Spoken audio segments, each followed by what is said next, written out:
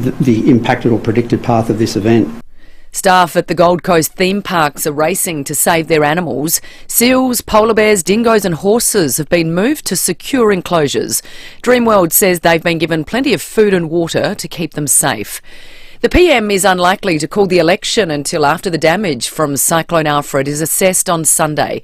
Gabrielle Hodson has more. The erratic behaviour of Cyclone Alfred is not just putting locals on edge, it's also affecting when Aussies will go to the polls. The Financial Review says April 12 is Anthony Albanese's preference, but it's looking increasingly unlikely. With a natural disaster as well as Easter and Anzac Day in the way, they're now tipping May 3. If it's called just before the federal budget's due on March 25, there'll actually be no budget, but a 6-week election campaign. The opposition's demanding Labor hand down another budget so the economic situation can be laid bare. A 17-year-old boy has been charged after breaching a security fence at Avalon Airport and trying to board a Jetstar plane with a shotgun. Madeline Burke reports. Passengers were boarding the Sydney-bound plane yesterday afternoon when the drama unfolded. A shearer from Echuca saving the day. Hero passenger Barry Clark put the teenager in a headlock, telling 10 he was the closest person who could help in the situation. When I saw the complete gun, I said, "We're in trouble here," and then I saw it towards her chest. Police also allegedly located 2 bags and a vehicle belonging to the boy. He's been charged with a number of offences, including unlawfully taking control of an aircraft and bomb hoax. Avalon Airport has been reopened. The Bank of Mum and Dad is among the 10 biggest lenders in Australia. Data from Digital Finance Analytics shows 60% of first-home buyers are turning to their parents for financial help, borrowing $100,000 on average. A team of researchers say they may be closer to understanding why women are more susceptible to Alzheimer's disease. They believe proteins that lead to the disease build faster in female brains. Dementia Australia medical advisor Professor Michael Woodward says they're working to understand why. It does seem that tau is building up more rapidly in females, which might explain why females have a higher risk of dementia even in the same age range as men. And this tau might be building up because of hormonal changes, but we don't know that. This year's WOMAD Festival kicks off this afternoon. It will run across the long weekend at Botanic Park, featuring more than 700 artists from over 35 countries. Director Ian Scobie says there is both large-scale and intimate performances. An artist like PJ Harvey on the main stage, really big performance values, a real showstopper. And then you can go to one of the small stages, like the Moreton Bay stage, which is very low. You're actually up very close to the artist. You can see the fretwork on the instrument. Now turning to 5AA Sport. To make room for renovations, Agostino Mitsubishi are having a stock clearance sale on now, Nailsworth and Mawson Lakes. Here's Tom Wren. Thank you, Jess. The AFL season will finally get underway tonight after last night's season opener was postponed because of Cyclone Alfred. Sydney will host Hawthorn at the SCG this evening, while the Lions and Cats clash has been put back to round 3. And the Gold Coast against Essendon match will now be played in the final round of the season. Well, the Matildas have fallen to their worst FIFA ranking in 20 years after a disappointing She Believes Cup campaign. They're now 16th, with the USA still at number 1 and Spain are in at number 2. Meantime, Tottenham has work to do against AZ Alkmaar in their Europa League knockout tie. Spurs currently 1-0 down with just a few minutes to play in the opening leg. To motorsport, Brodie Kostecki will replace Jamie Whincup at Team Australia Supercars for tonight's Race of Champions. Whincup has withdrawn from the event to help his family bunker down for Cyclone Alfred in Queensland. The new era under Michael Maguire has started in the best possible way as Brisbane ran in 50 points against the Roosters and only conceded 14. That was in last night's NRL clash. Maguire says it was a great team effort. Just the energy, the effort that the players put in for each other, I think that was probably something from what I felt was a really highlight of the game. They just wanted to work for each other. 2 more games this evening. There's one this afternoon. The West Tigers taking on the Newcastle Knights, while in the late game, the South Sydney Rabbitohs, they'll take on the Dolphins. And that's the 5AA Sport. Thanks, Tom. Now the 5AA forecast. Switch and save on service and repairs. Call 1300 Automasters. Sunny and 34 today, 36 for tomorrow and Sunday, up to 37 for the holiday on Monday. Right now it's 16 degrees on 5AA, always Adelaide. Discount Tires.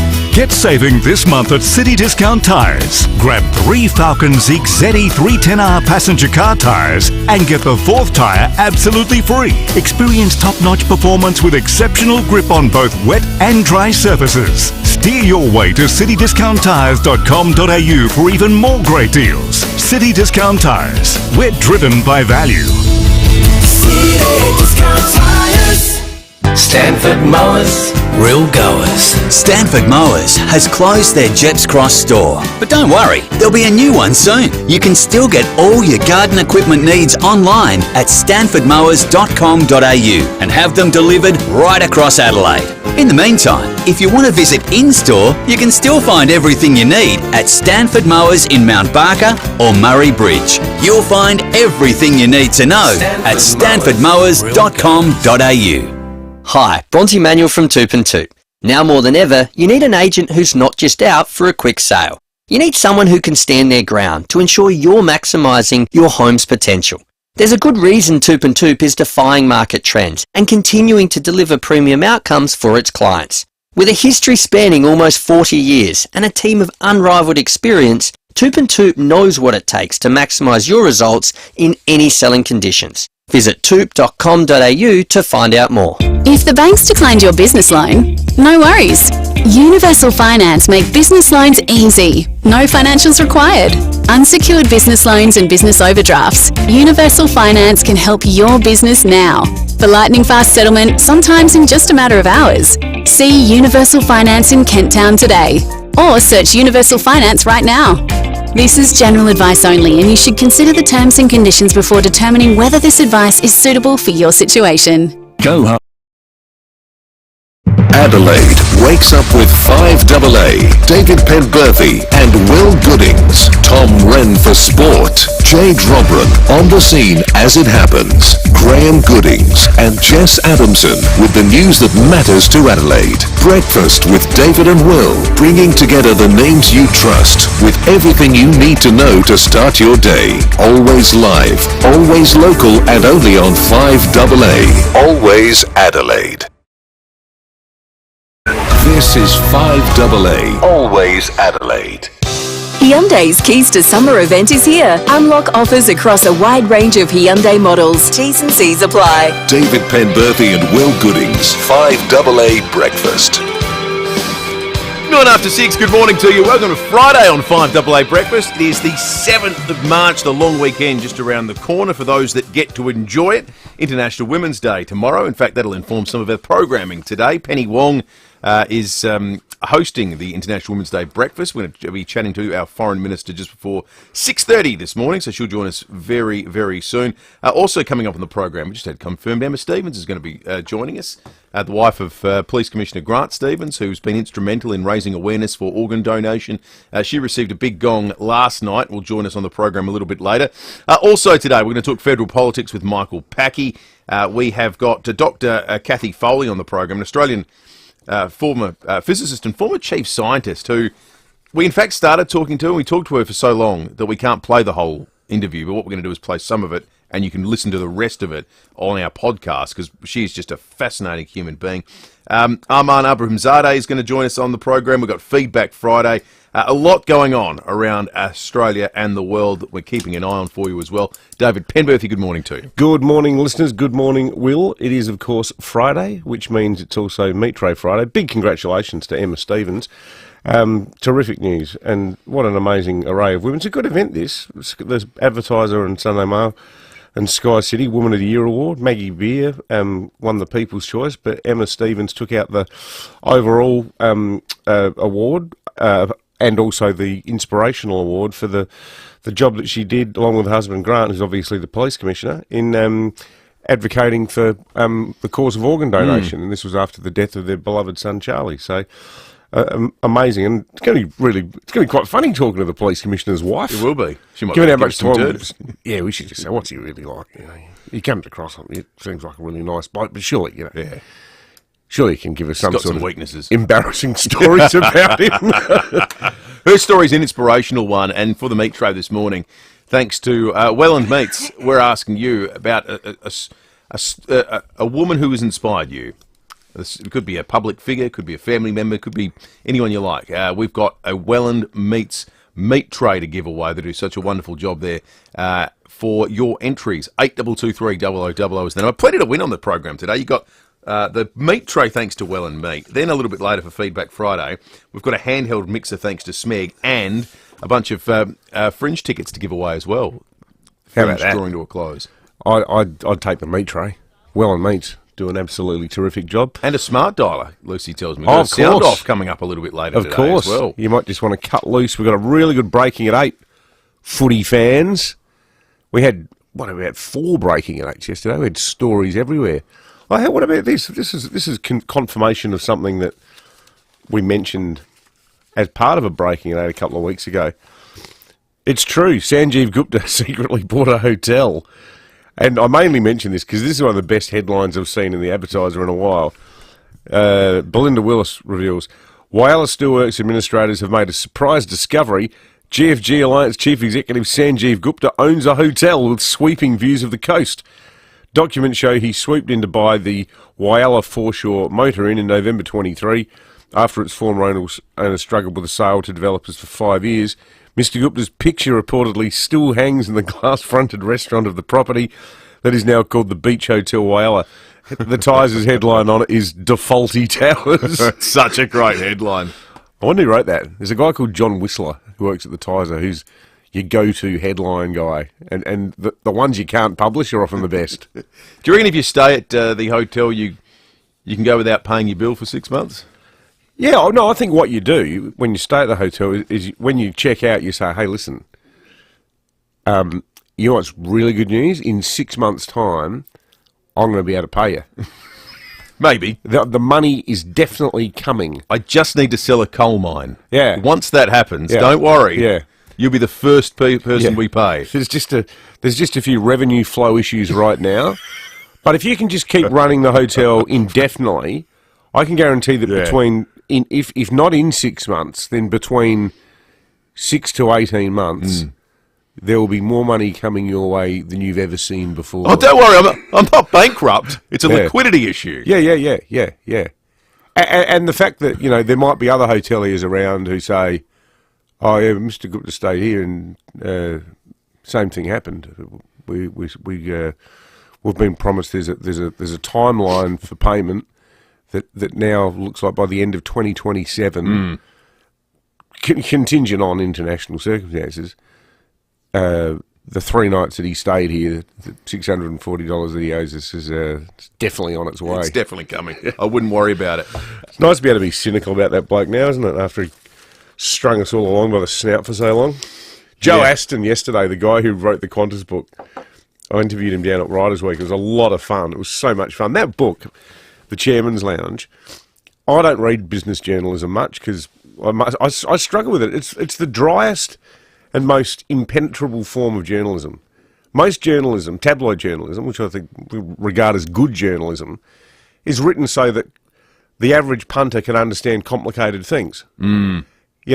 Business journalism seems to be written on behalf of people in business. It does, yeah. It's weird. It's often really dull. Whereas what Joe Aston did, we had him on the show after Qantas cacked itself last year. He goes, this is all about personalities. It's about egos, it's about greed, it's about people not wanting to look like they're incompetent when maybe they are.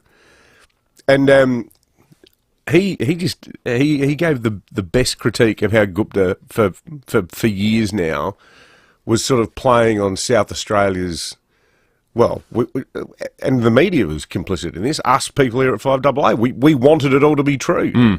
People in politics wanted it to be true. And he's one of the few people who go, this hasn't been true ever. But I was just sitting there going... It's a good cautionary tale, isn't it? Yeah, amazing. But if you want a good book, The Chairman's Lounge by Joe Aston about Qantas is such a good book. 16 after 6, the meat tray, thanks to John and the team at Welland Plaza Meats in the heart of Welland Plaza, Port Road, Welland. Inspired as we are this morning by Emma Stevens' story and her award win last night, we're asking you to tell us a story about a woman who has inspired you, public figure or someone just in your private life, might be anyone you like. 8223 0000. We're going to take a break. Tommy Wren next, and then the Foreign Minister, Penny Wong, will be joining us before 6:30. We're interrupting your show. Sorry. Because Binge Basic is now just $4.99 a month for 12 months. That's a bingillion hours of entertainment for less than $5 a month. Offer ends March 31st, so head to binge.com.au/4. New and returning customers only. Adelaide's local, trusted and truly connected talkback radio station. 5AA. Always Adelaide. Hi, I'm Piper, a registered nurse at the Women's and Children's Hospital. Our health system is getting a lot bigger. We're getting more people, and there's upgrades to hospitals like new emergency departments. Heaps of new beds are already open, but there's more on the way, so you can get the right care when you need it. It's all part of building a bigger health system. To find out what's happening near you, visit biggerhealthsystem.sa.gov.au. A message from the Government of South Australia. Hi, it's Wayne from Wayne Phillips Isuzu Ute. If you're in the market for a new ute or SUV, then you can't go past the award-winning Isuzu D-Max or MUX. Visit our showroom at Ranella to see our range of new and demonstrator vehicles and take one for a decent test drive. If you already own an Isuzu Ute, book it in for a service into our new state-of-the-art service centre at Lonsdale. Mention this ad and you'll get a free car wash with your service. For everything Isuzu Ute, think Wayne Phillips Isuzu Ute. After 34 years, Operation Flinders Foundation has their very own metro location in Richmond. The new space will allow Operation Flinders to expand its impact, strengthen programs and continue supporting young people on their journey to a brighter future. But they can't do it without your continued support. Buy a virtual boot this March for Operation Flinders, with 100% of the funds going towards creating a dream future for the foundation. Small boots contribute $150, medium boots $300 and large boots contribute a generous $500 to the cause. Your generous contribution will be displayed as a permanent record in their new home. The boots may be virtual, but their impact is very real. Show your generous support today by searching operationflinders.org. Margie loves it when people comment on her garden. I love your roses, Margie. As a keen gardener for many years, it fills her heart with pride and joy. Ah, just stunning, Margie. And at Anglicare SA, it warms our hearts to let Margie take all the credit. Anglicare SA's home and community services for seniors can be tailored to anything you need, whether it's personal care, shopping, coordination and clinical services, or gardening. For more, visit anglicaresa.com.au. 5AA Breakfast is streaming live right now. To watch, simply head to 5AA on Facebook or YouTube. Hyundai's Keys to Summer event is here. Unlock offers across a wide range of Hyundai models. T's and C's apply. David Penberthy and Will Goodings. 5AA Breakfast. 9 minutes after 6. We've switched things up a little bit this morning because the Foreign Minister Penny Wong coming on in just a moment. She's hosting the International Women's Day breakfast in Adelaide. We'll talk to her about that. So what we're going to do is get Tom Wren in right now and talk sport with Rennie, thanks to the great people at Agostino Mitsubishi, who have got some Renaults going on now. To make room, they're having a stock clearance sale. That means an opportunity for you at Nailsworth and Mawson Lakes. Morning, Rennie. Morning, Will. Morning, David. Yeah, and look, I've got to say, we all know the family pretty well. Congratulations to Emma Stevens, front page of the paper. Totally. Speaking of International Women's Day, for all the work she does in the South Australian community. So a great story. Good to see Grant was the +1 last night. So, handbag. Yeah. So that was great. But no, she deserves all of the accolades for her amazing work. Season finally kicks off tonight, so I think the right decision was made, wasn't it? You know, we didn't have the game last night. It was a little bit disappointing. We still had NRL. It's funny how the two leagues reacted to the Cyclone. They switched the game, so they went from Brisbane or Queensland to Sydney, whereas the AFL postponed it. So I reckon the people around the NRL might have known that the Cyclone's happening because they're normally just down the TAB on the reshes. Yeah. There's a Cyclone, is there? No bastard told me. The NRL spokesman said. Yeah, exactly. Interesting that Brisbane Geelong's been postponed until round 3. Makes sense, the two sides with the bye then. But the other match has been postponed until round 24. So instead of being one of the first matches round of the season, 0 is just... It's now one of the last. I was going to say round silly. 0 as a concept, it's taken a real battering this year, hasn't it? Yeah, it's time to quietly take it out to the pasture and put it out of its misery. To shelve it. I mean, it's not round 0's fault that there's a cyclone, but the cyclone has exposed round 0 for the utter lack of hoopla that characterises it. Yeah. And is round 24 a real round, or are we going to call it round Z? Well, we've almost got enough rounds that we could do the alphabet, couldn't we? What are they, 26 letters? We could almost do it How that many way, rounds are couldn't there? we? 24? 24. So hang on. Does that include Is round this zero? game getting played in the final round or in the bye week between the finals? Well, I think it's the Tuesday or Wednesday after round 24, so it's like, two or three. So, But what if one of them was going for the finals and This they could have to play... and then there's a concussion or something, then they would be Yeah. outside the there's all of that. So it's going to be intriguing, or it could be a totally Gold Coast-esque, and it could be a total dead rubber. And yeah, really cool. It could be a horrific game. Look, Could be a the lot to least play out. watched Clearly. game in history. But yeah, so that's the way they've dealt with it. But look, I'll be watching tonight. Sydney Hawthorn, big game. Two sides that potentially could be playing in the top four this season. So there's a bit of intrigue there.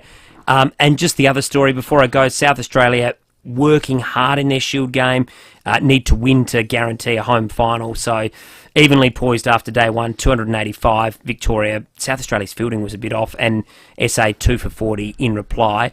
And a disappointing result this morning for Tottenham, losing 1-0 in the Europa League, so not good. Look, there's still a return leg to be played in London, but not a good result for Ange Postecoglou or his Spurs this morning. Good on you, Rennie. Thanks, boys. Thank you, Tom. Let's have a look at the weather for today, since we talked about it a little bit with regard to the footy. Here in Adelaide, though, it's a very, very different story. You're going to have to cover up like you do the barbecue to protect it from the sun. Same goes for you. Be sun smart and cover up. 34 the expected top. A bit of a heat wave now over the long weekend. 36 Saturday, 36 Sunday, and 37 on Monday. It doesn't cool off much to start next week either.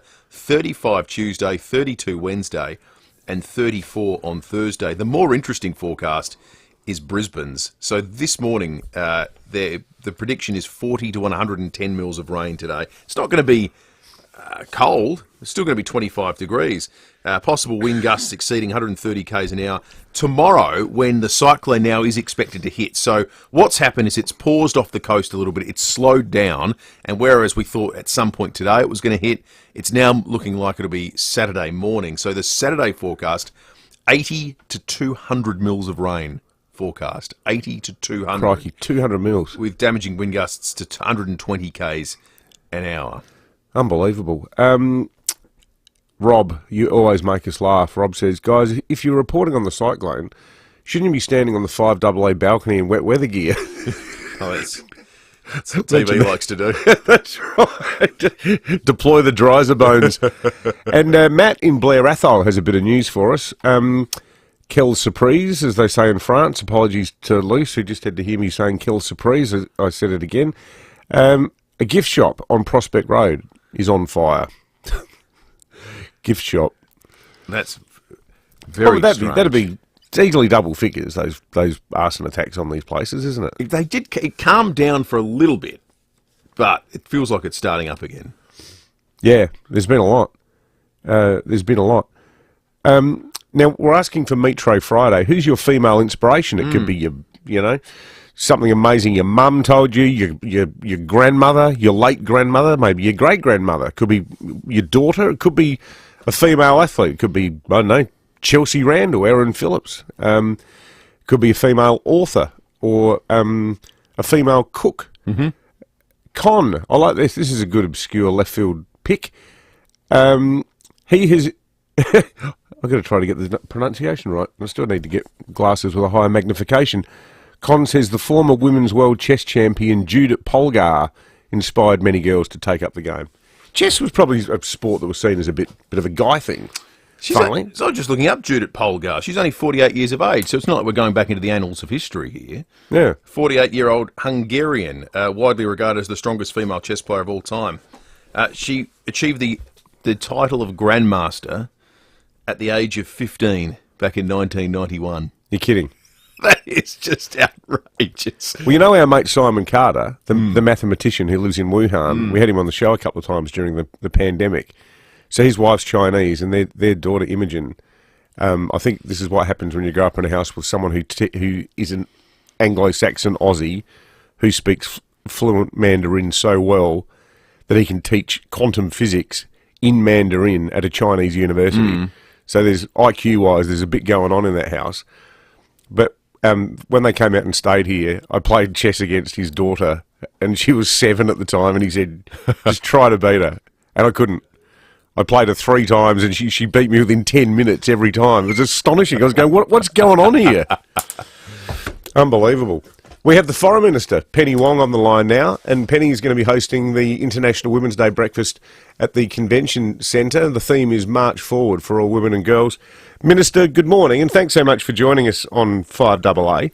Oh, it's good to be with you. Can I just start by asking you about someone who I know was close to you, and it seems like a poignant and also a very South Australian question this week, the legacy of the late Senator Rosemary Crowley. It's hard to believe she was the first female politician from South Australia, isn't it, to go to Canberra?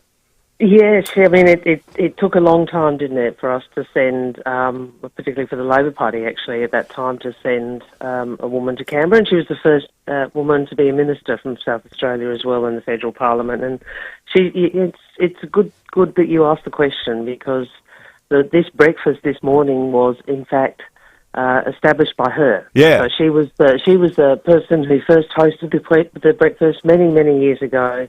I actually worked on her breakfast committee before I was in Parliament, when I was still working as a lawyer, and so she's pretty front of mind this morning, in terms of her legacy. We've now got 3,000 women, lots of girls from different schools as well attending, and I think she would have been proud, and we're certainly going to be saying a few things about Rose today. Yeah. Isn't it weird, though, Penny, to think that that's actually in your lifetime, in the lifetime of... And you look at the South Australian Parliament now with so many women, and even on the Liberal side, even though the Liberals got hardly any seats, they've still at least got, a couple of women there.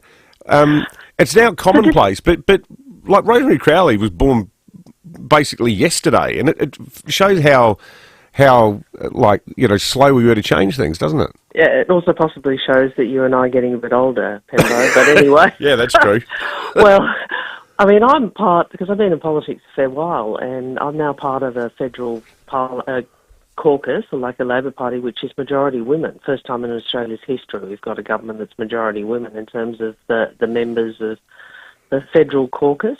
So, and I remember when we first started arguing for affirmative action, I think it was just about a quarter of parliamentary seats, certainly from the Labor Party, were held by women. So well, when you got involved in politics, like in the late 80s when you're at uni and you started getting into Young Labor and that, I reckon there would have been a time in the mid-80s when the only federal minister was probably Susan Ryan. Maybe a couple of others. Well, she was the only woman to be a minister in the Hawke government, in the first cabinets of the Hawke government. Yeah. Yes, the world has changed, and that's always something on International Women's Day. At this breakfast, we talk about how far we've come, and honour women who've gone before, because it was pretty tough for a lot of women.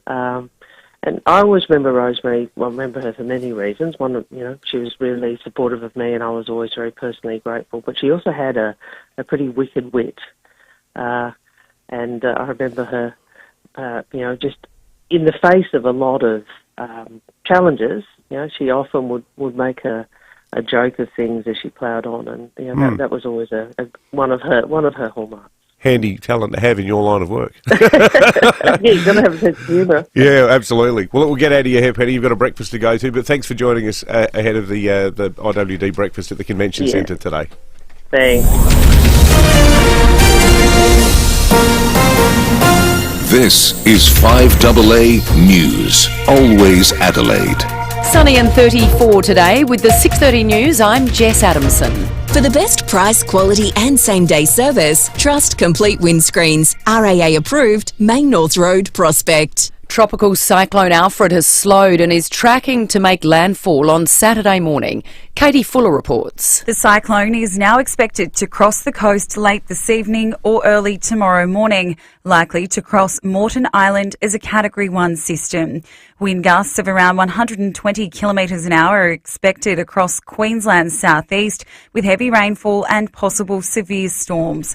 More than 20,000 residents on the Gold Coast are right now without power, and there are concerns more could be affected. Queenslanders in the firing line are being urged to stay home and not to be complacent. A hero shearer who dragged down a teen with a loaded shotgun in a dramatic security incident at Avalon Airport yesterday says he didn't have time to be scared.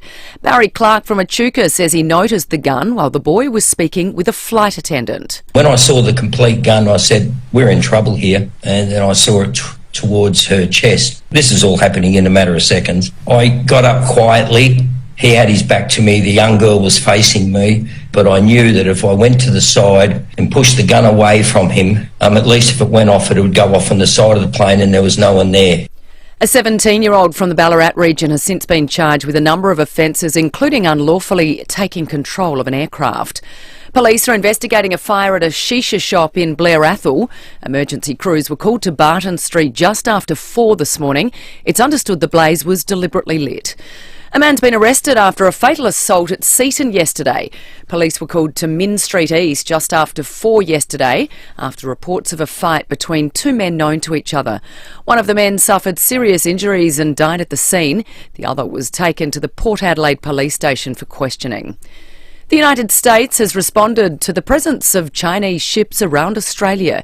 US correspondent Jonathan Kersley reports. A US defence official has told 9 News the US is aware of the activities of China's PLA around Australia and is closely monitoring.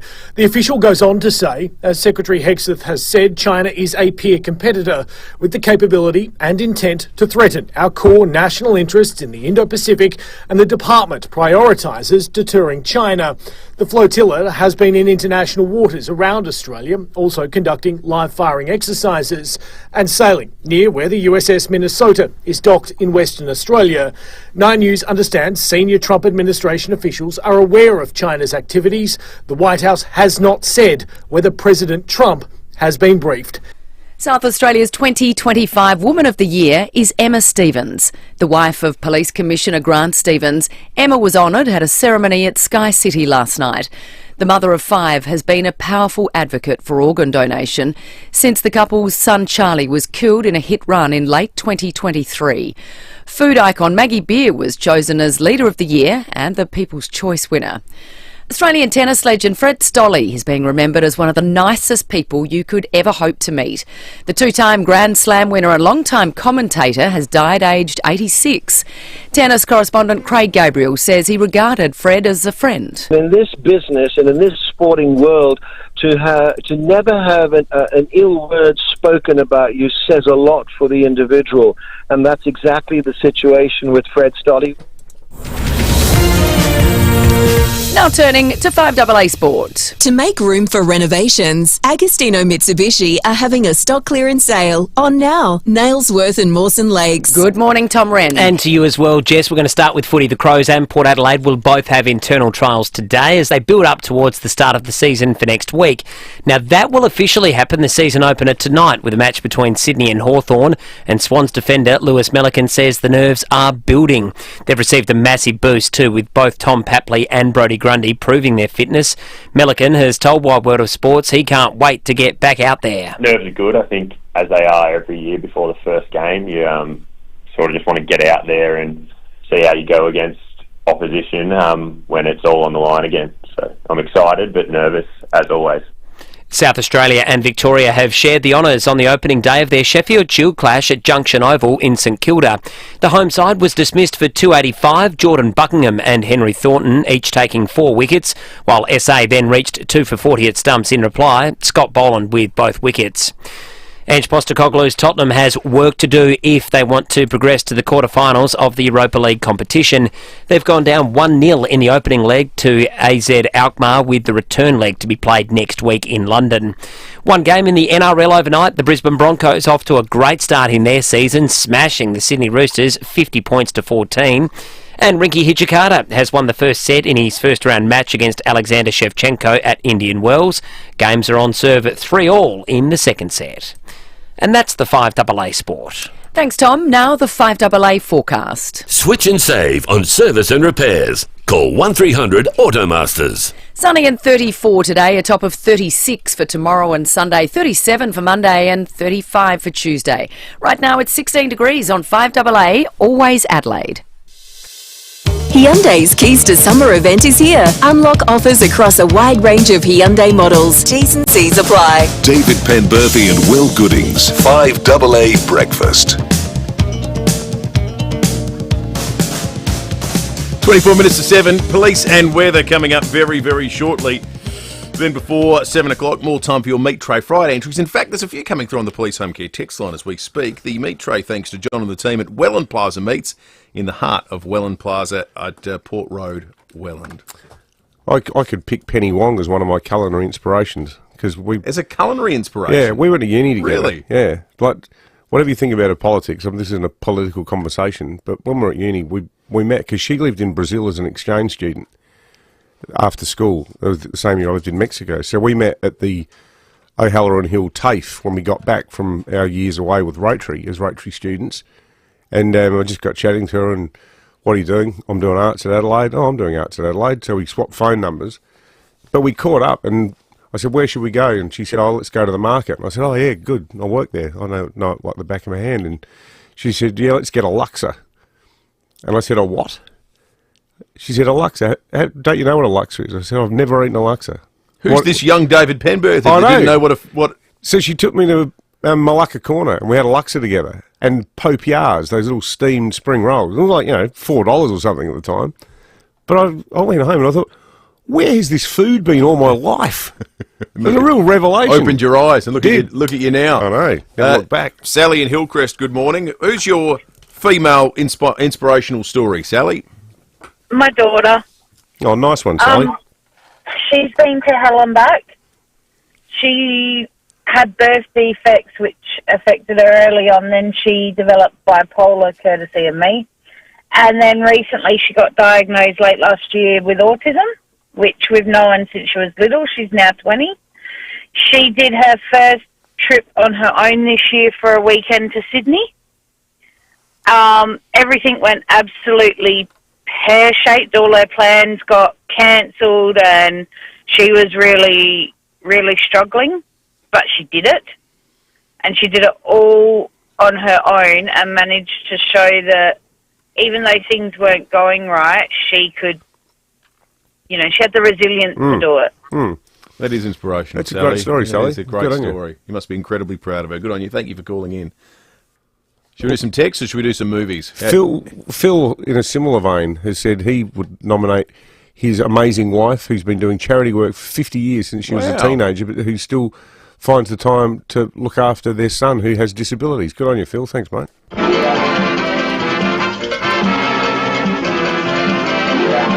Well, a spin of the wheel yesterday took us back to 1956 for the movies. To a little film called The Searchers. Lucy watched it yesterday. How did you find it, Luce? Look.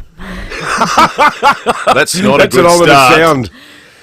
I don't really know where to start. Western films I've never embraced, and I will not be embracing them any further, I don't believe. I had a suspicion yesterday, Luce, that this might not be a specific film problem, but a genre problem. Yeah, I think the fact it was from 1956 wasn't a bad thing, and for all intensive purposes, it was shot in 1956, set in the 1860s, but the cinematography was quite good. I thought it was beautiful scenery in America there, but I did get a bit lost almost immediately in the plot, and it was a little bit grim because a bunch of Native American Indians kill the main character, Ethan, John Wayne. They kill his family. So the whole movie is he sets out on this quest to find the person who killed his whole family and rescue the one remaining niece that is left. Ah, the 50s. Where the locals weren't the good guys. You're a Francophile. You love all things French. Yeah. You know who liked people, the French existentialists like Jean-Paul Sartre and that mob used to sit around smoking their Gauloises on the left bank and Montmartre and all those places in Paris. They liked Westerns because they said they're about the human condition And, you know, like a lot of Westerns, you see they're going, is anything even happening in this film? Yeah, the first hour, I was like, I don't know what's going on, because they jump forward year by year, but very quickly, and you don't know it's the following year until they read out a letter and it says, last year I did this. And I think, oh, I've skipped a year. So when they find the niece, spoiler, it's been 5 years. So I got lost. I didn't love it. The action scenes where there was lots of gunfire, and interesting to note as well with the gunfire, when they shot someone, the person just fell to the ground. There was no, fake blood or anything like that. They just dropped dead. Look, it wasn't my all-time favourite film. Nearly gave it a DNF. Oh, really? But I felt it unfair to put it in the same category as Mad Max. Okay. So should we just do you a favour and take all the Westerns out of the movie bowl? I think that was the only one, I reckon. Not all of them.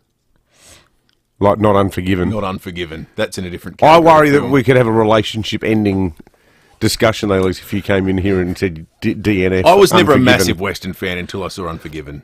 And then I went, actually, no, this is amazing. Well, look, the Clint Eastwood ones are good, all the ones that were filmed in southern Spain. I've kept some Clint Eastwood ones in there. Look, I'll give The Searchers a 1.5. Okay, 1.5. Thank you, Luce. Excellent.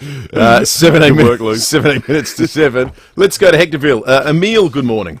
Good morning, boys. I got a shout out to my mum. Myself, Mum, we were born in a little town in Croatia called Nova Gradiška, and Mum was one of 3 girls. Her 2 older sisters, they went to uni, but my grandparents couldn't afford to send my mum there. She had the top marks, but she became a really successful hairdresser. The first one in the family that ran her own business. And so with the money from her business, from hairdressing in this little town, about 2 hours out of Zagreb, we were able to come to Australia in 1989. And she really inspired me because she was so switched on and still is intelligent in everything, but she was able to channel that. And fast forward, I guess recently, she was asked through Dad's work, she had to learn how to use a spreadsheet, and for the first time in her 60s, in her late 60s now. Wow. And she switched on and hadn't used a computer at all. A bit of iPad, a bit of Angry Birds, and things like that. But was able to just use these spreadsheets and computers. And I was like, Mum, you haven't used a computer ever. Like, you're 68. She goes, I've kind of worked it out. So for someone that has to learn English, totally. we moved over as the family, and she's known in like little old Adelaide here now. She bakes some of the most amazing cakes and biscuits, and I've got a lot of people that ask for her recipes. The problem is twofold. One, they're all written in Croatian, which I find a bit hard to read. But 2, the units of measure are interesting, and David, you'd appreciate this. In her recipe, she'll have things like, use the left-hand cup with the chip to put the almonds in. And it's like, you're going to... Don't worry about the CIA, NSA secrets. If you want to know how... Yeah, so anyway, she's fantastic. So my mum's name is Spomenka.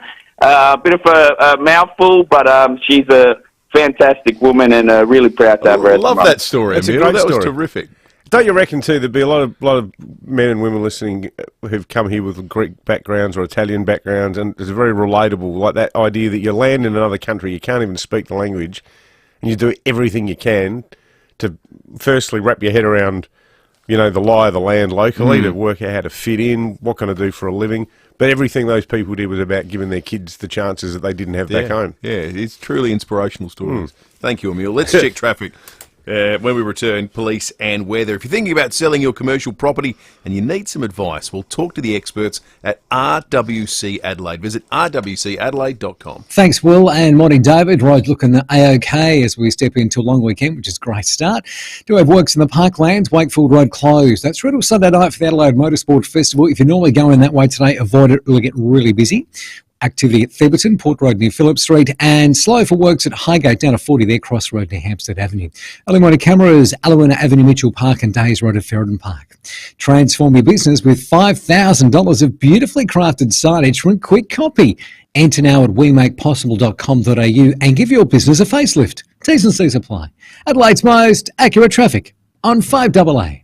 G'day, Alan Gray here. Talking mechanic to mechanic, one of the toughest parts of our job would have to be tracking down the most reliable four-wheel drive parts. At Terrain Tamer, we have Australia's largest range of four-wheel drive parts, all designed, engineered and tested to outperform the original. Hey, righto guys. Talk to one of Terrain Tamer's army of trained parts interpreters who all speak fluent four-wheel drive, or jump online and have over 60,000 parts at your fingertips, delivered anywhere in Australia. Go to terraintamer.com. Are you on track to meet your retirement goals or worried about the future? Retirement planning is one of the most important things you can do. With the right advice and a personalised approach from Guardian Wealth Solutions, you can feel confident knowing you've prepared for the future you want. Jackie from Guardian Wealth Solutions will work with you to build a secure future that's right for you. The right advice now will ensure that your retirement years are not just comfortable but truly enjoyable. GuardianWealthSolutions.com.au. Chemotherapy, radiotherapy, immunotherapy. Cancer treatment looks different for everyone. At Lift Cancer Care, our team of dietitians, physios, psychologists and exercise physiologists collaborate closely with your medical team to help you navigate your diagnosis. And we're dedicated to building your physical and mental strength to give you the best possible outcomes. So if you or a loved one are ever struck with a C word, think of the L word first. liftcancercare.com.au.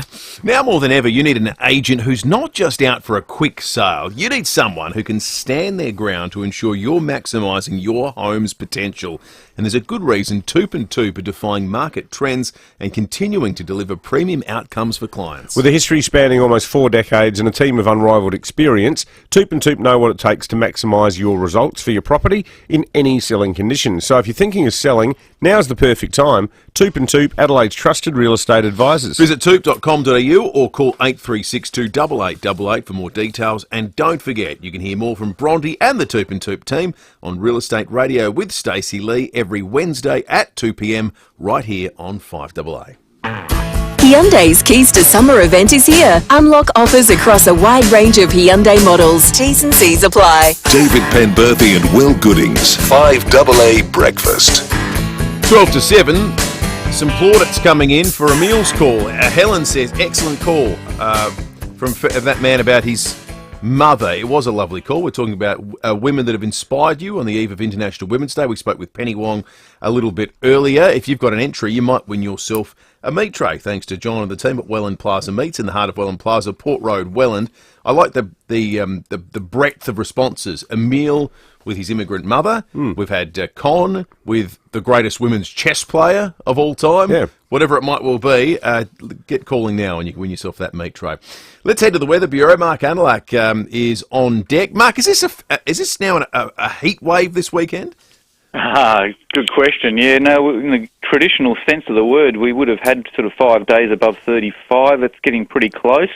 But heat wave definition has changed a bit since then. So we're certainly headed for a very warm period coming up, and we see the overnight temperatures warm as well. So something to be aware of. Today we're heading for a top of 34 degrees, currently 16. As we move through the weekend, we've got 36 degrees tomorrow, but those overnight temperatures, 22, 25, 23 for the next few days, very warm nights, and daytime temperatures in the mid to high 30s through the long weekend. So quite warm this weekend, and today heading for 34 degrees, currently 16.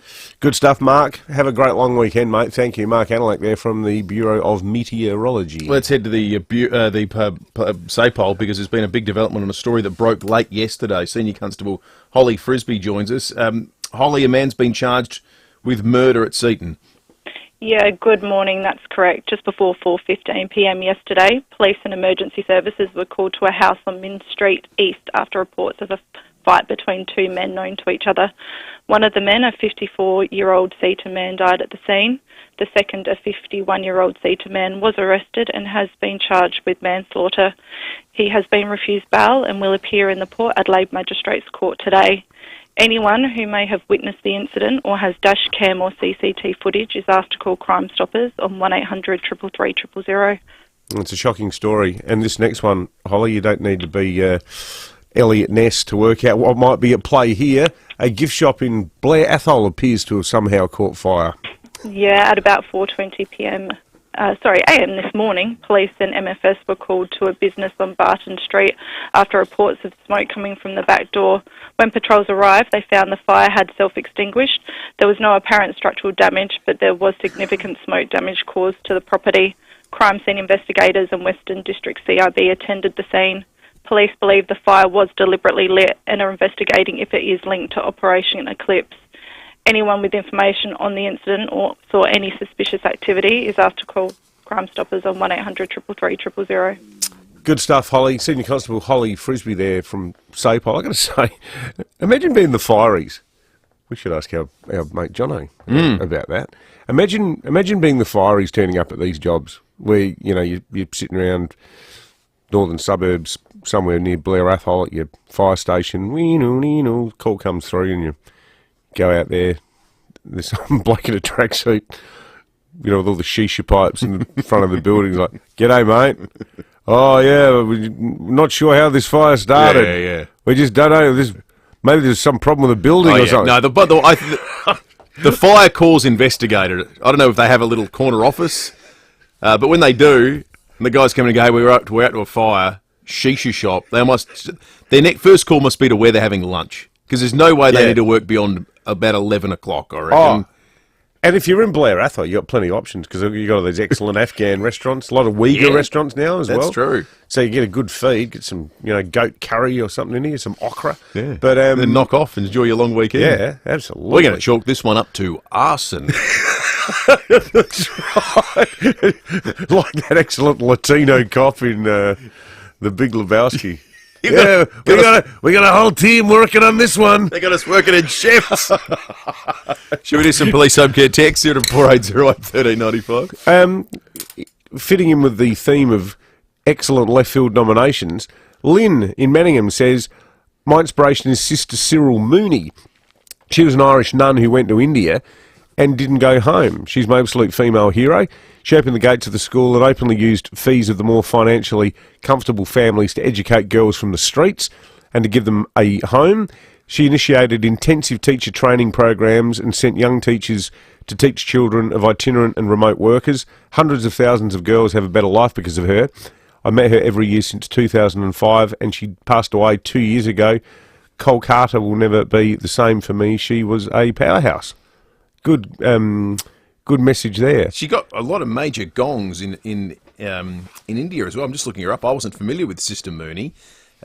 She got the Government of India's fourth highest civilian honour. She received awards including recognition by UNESCO in 1994, the International Christian Stewardship Award in 2002 as well. Lived to the age of 86. Sounds like quite a remarkable life. Yeah, there's good nominations, good mind-expanding nominations. Jared, closer to home, says, "Morning, lads. My beautiful mum passed in 2004 after a long battle with cancer, sadly. She was my inspiration and her helpful hints and quotes are still used to this day. In particular, quote, manners don't cost a thing." There's advice to live by. Have a fantastic weekend, team. Good on you, Jared. Just chatting with Jono and Lucy, you might be across the detail of one of the most extraordinary stories in Australian aviation history that played out yesterday, where by everyone's best summation of what transpired, a man climbed either through or over a perimeter fence at Avalon Airport. With a gun?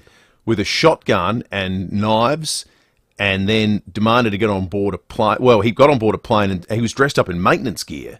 And he said, "I'm here to do some maintenance." And the people on board, the air hostess on board was wise to it instantly, went, "Well, this feels a bit strange." And then someone sitting at the front of the plane saw the shaft of this shotgun, and that person acted. Have a listen to this account. I looked up and then within a second I saw a barrel of a shotgun and I thought myself, that ain't a tool that should be on a plane. Split second, I saw the barrel butt, and when I saw the complete gun, I said, we're in trouble here. So that's a shearer by the name of Barry Clark from Echuca. And the shearer did what shearers did. He got it in a headlock. And this time wasn't a sheep, it was the person with a gun. And then they were able to subdue the person who climbed on board, and they've been arrested and charged subsequently. What's the backstory? Do we know? What were they making a political point? Were they just barking mad? What's the story? We don't know. We don't know anything about the person. They were described. One of the guys on board said, so it's quite a young person, 17 years of age, looked sort of dead in the eyes, just sort of sat there as they corralled him. But here's the news. Just chatting with Sam, Jono and Lucy. We've been in touch with Barry Clark. He's coming on the program in the next hour of the program. Originally from Lucindale here in South Australia. So he learned how to do headlocks in South Australia. Barry Clark, the hero of that in that remarkable situation in Victoria, will be joining us on 5AA Breakfast in the next hour. That's Darcy Fogarty country, Lucindale. That's right. There's blokes down there. The reason blokes end up looking like Darcy Fogarty, and like our mate Barry we're going to be talking to later, is they spend their formative years throwing sheep into the back of utes. That's right. Not like us soft-handed city fellows. Yeah. Tell you what, we're all lucky Barry Clark was seated in 1A this day. Apparently he was off to see Jake Lloyd, the Sydney footballer, play his 250th game because he's best mates with Jake Lloyd's dad. Seriously? That's why he was on the plane. You're joking? National hero, joining us on 5AA Breakfast next. Fantastic. Marge in Hampstead Gardens has called in with the Meat Tray Friday entry. Morning, Marge. Oh, hi, how you going? Good, thank you, Marge. Yeah, I like Rosa Parks, the Negro lady, or you can't call them Negroes, can you? Black American. That used to be the polite term for I know you were trying to be polite, Marge, so keep talking again. She wouldn't give up her seat in the bus. Yeah. And all that discrimination and all that sort of thing. That was terrible. It was. We actually watched Mississippi Burning again at home last Saturday just because, in light of Gene Hackman's death. And you watch that film and you just go, my God. It's not that long ago. No. All this stuff at all. Well, there's still more than a few people who can't see what the fuss was all about of the old clan. So, great nomination, Marge, Sister Rosa Parks. 2 minutes to 7, 5AA News is coming up. We're going to get to the bottom of a story that broke on 7 News last night with regard to the naming rights of the Adelaide 500. The Times are reporting this morning the Velo looks like it's in a little bit of strife, and there's someone ready to step in. Well, we're going to find out with John Paul Drake next. Steinborner Hyundai has always been well worth a trip, and now there's another great reason to visit. Hyundai's full range of hybrids. Steinborner Hyundai has a hybrid to suit every driver, from the hybrid i30, the Kona, the Tucson, as well as the all-new Santa Fe hybrid family-sized SUV. Experience the difference at Steinborner Barossa and Clare, with outstanding service and a great range of vehicles. And you'll see why. Steinborner Hyundai is well worth the trip. Steinborner.com.au. Hello, is this the gas shop? Certainly is. And you sell air conditioning? Absolutely. All the top brands. And we'll install for you as well. Oh, there's just one more thing. Can you do that voice I've heard on your radio commercial? You mean... This voice. Oh. At the gas shop, we'll keep you cool all summer long. The Gas Shop, 161 Unley Road, opposite Target. Cool. Is it getting hot in here, or is it just me? When it comes to flooring for your home or investment property, including plantation shutters and blinds, you've got the world at your feet at Floor World in Adelaide's north, east and west. Floor World keeps prices low on a huge range of flooring options, including wool and synthetic carpets, engineered timber flooring, laminate, hybrid and vinyl flooring, including some of the best Aussie and international brands at fantastic prices. Visit floorworld.com.au for a free in-home consult. Mention this ad for 15% off. Hi, I'm Lynn Andrews. For over 50 years, the Lynn Andrews team have made it easy for landlords to manage residential and commercial property. From single homes to multiple commercial holdings, our passion for property investment means we have a great deal of knowledge. How to do it safely and properly, matching the right tenant with the right property every time. We're here to help you. Visit lynandrews.com.au. The very latest news and information. This is 5AA News. Always Adelaide. Sunny and 34 today with the 7 o'clock news. I'm Jess Adamson. Chipped windscreen? RAA approved repairer Complete Windscreens repairs it from just $99. Find the big red koala. A man's been charged after a fatal assault at Seaton yesterday. Emergency crews were called to Min Street East just after 4. Senior Constable Holly Frisbee says the pair was known to each other. One of the men, a 54-year-old Seaton man, died at the scene. The second, a 51-year-old Seaton man, was arrested and has been charged with manslaughter. The Prime Minister says his thoughts are with all Australians in the path of tropical Cyclone Alfred. Residents are being urged to have an evacuation plan, with the Category 2 system forecast to cross the Queensland coast at Port Moreton at 4 tomorrow morning. Anthony Albanese says the nation will stand together. Secure your home, make a plan to evacuate and pack an emergency kit. A lot of you have been here before, some of you all too recently. I want you to know that all Australians are with you. Animals at theme parks on the Gold Coast have been moved to safe enclosures. Staff at Dreamworld and SeaWorld say they've been stocked with plenty of food to keep them going during the cyclone. A teenage boy is waking up in custody, charged with threatening the safety of an aircraft. Police say the 17-year-old walked onto a Jetstar flight in Victoria armed with a loaded shotgun. He was tackled by a pilot and passengers who held him down until officers arrived. Well, I didn't realise at first. I saw the knife, but I didn't know he had a shotgun. He wasn't letting it go either. It's understood the teen had been on the ground pretending to carry out maintenance after sneaking through a hole in a fence at Avalon Airport. The Australian Electoral Commission has joined TikTok in a bid to engage with 9 million users. It's hoping to spark voter education by warning users to look out for misleading statistics on social media. A former UK Defence Secretary is suggesting Australia send troops to Ukraine to avoid a clash between Russia and countries that belong to NATO. Sir Michael Fallon has told the BBC if France or Britain, for example, sent troops, it'd aggravate Russia. The whole Russian thing is that NATO is somehow threatening Russia, and therefore if you have NATO troops right on the front line, it kind of validates the Russian position. If there is a reassurance force, they will be looking to non-NATO countries, perhaps Australian troops, from other parts of the world. Emma Stevens has been crowned South Australia's Woman of the Year. The wife of Police Commissioner Grant Stevens, Emma accepted the award at a ceremony at Sky City last night. The mother of 5 has become a powerful advocate for organ donation in the wake of her son Charlie's death at Schoolies in 2023. Another major event on the Adelaide calendar will be held this weekend. WOMAD returns for 2025.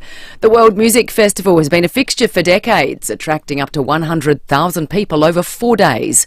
Director Ian Scobie says it's a multi-generational event. We've now got people who were taken as children who are bringing their children. You can have the parents are at one stage and the kids are at another, and they might be, teenagers, and they'll see different things, and then they'll compare notes later.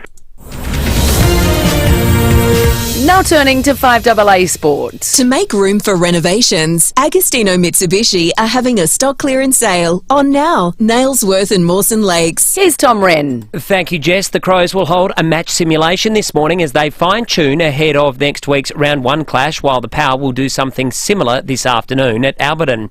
Meantime, Tom Barrass and Josh Battle are preparing to make their Hawthorn debuts tonight in the side's clash with Sydney at the SCG, while Tom Papley and Brodie Grundy have been named in the Swan side after both passed their fitness tests. Let's go to cricket. South Australia will be hunting plenty of runs on day 2 of their Shield clash against Victoria at Junction Oval. SA will resume at 2 for 40 in reply to Victoria's first innings total of 285. Nathan McSweeney and Jason Sanger both at the crease.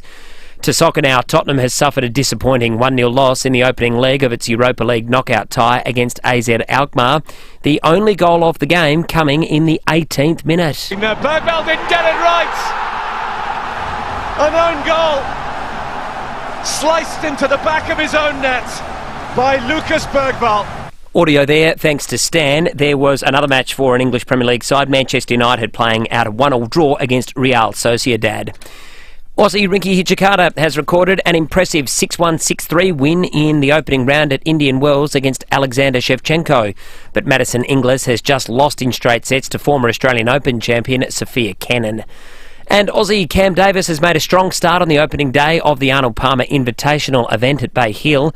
On a tough course, he fired a 2-under round of 70, putting him only one shot off the lead.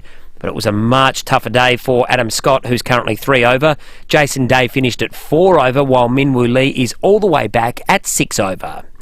And that's the 5AA Sport. Thanks, Tom. Now checking 5AA traffic. Selling your commercial property for top dollar is made easier with the team at RWC Adelaide. Visit rwcadelaide.com.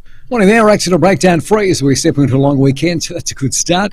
In the Parklands, look out for Wakefield Road, which is closed this morning. That's through till Sunday night for the Adelaide Motorsport Festival.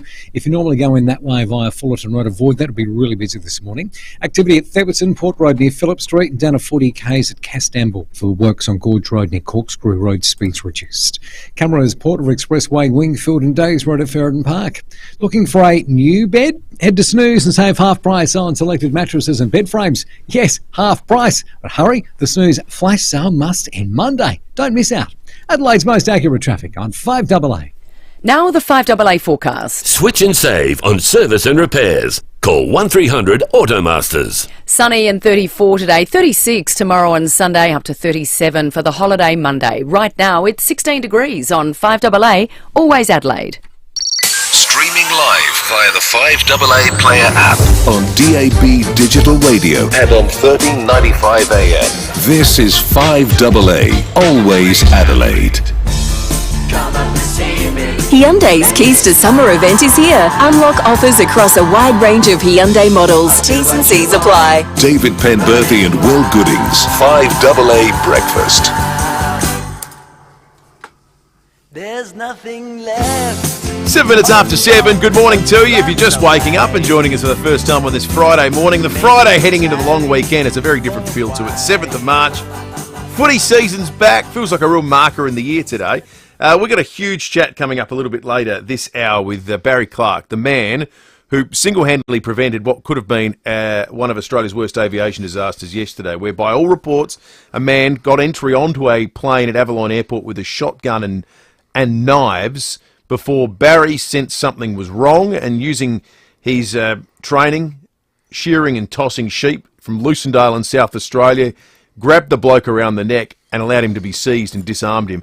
He's coming on the program a little bit later this morning. Looking forward to that chat. Quite a few texts on the Police Home Care text line saying that it's been a good week for people taking stuff into their own hands. Has been. Off the back of Sanger yesterday. What about Sanger? Didn't that story go off?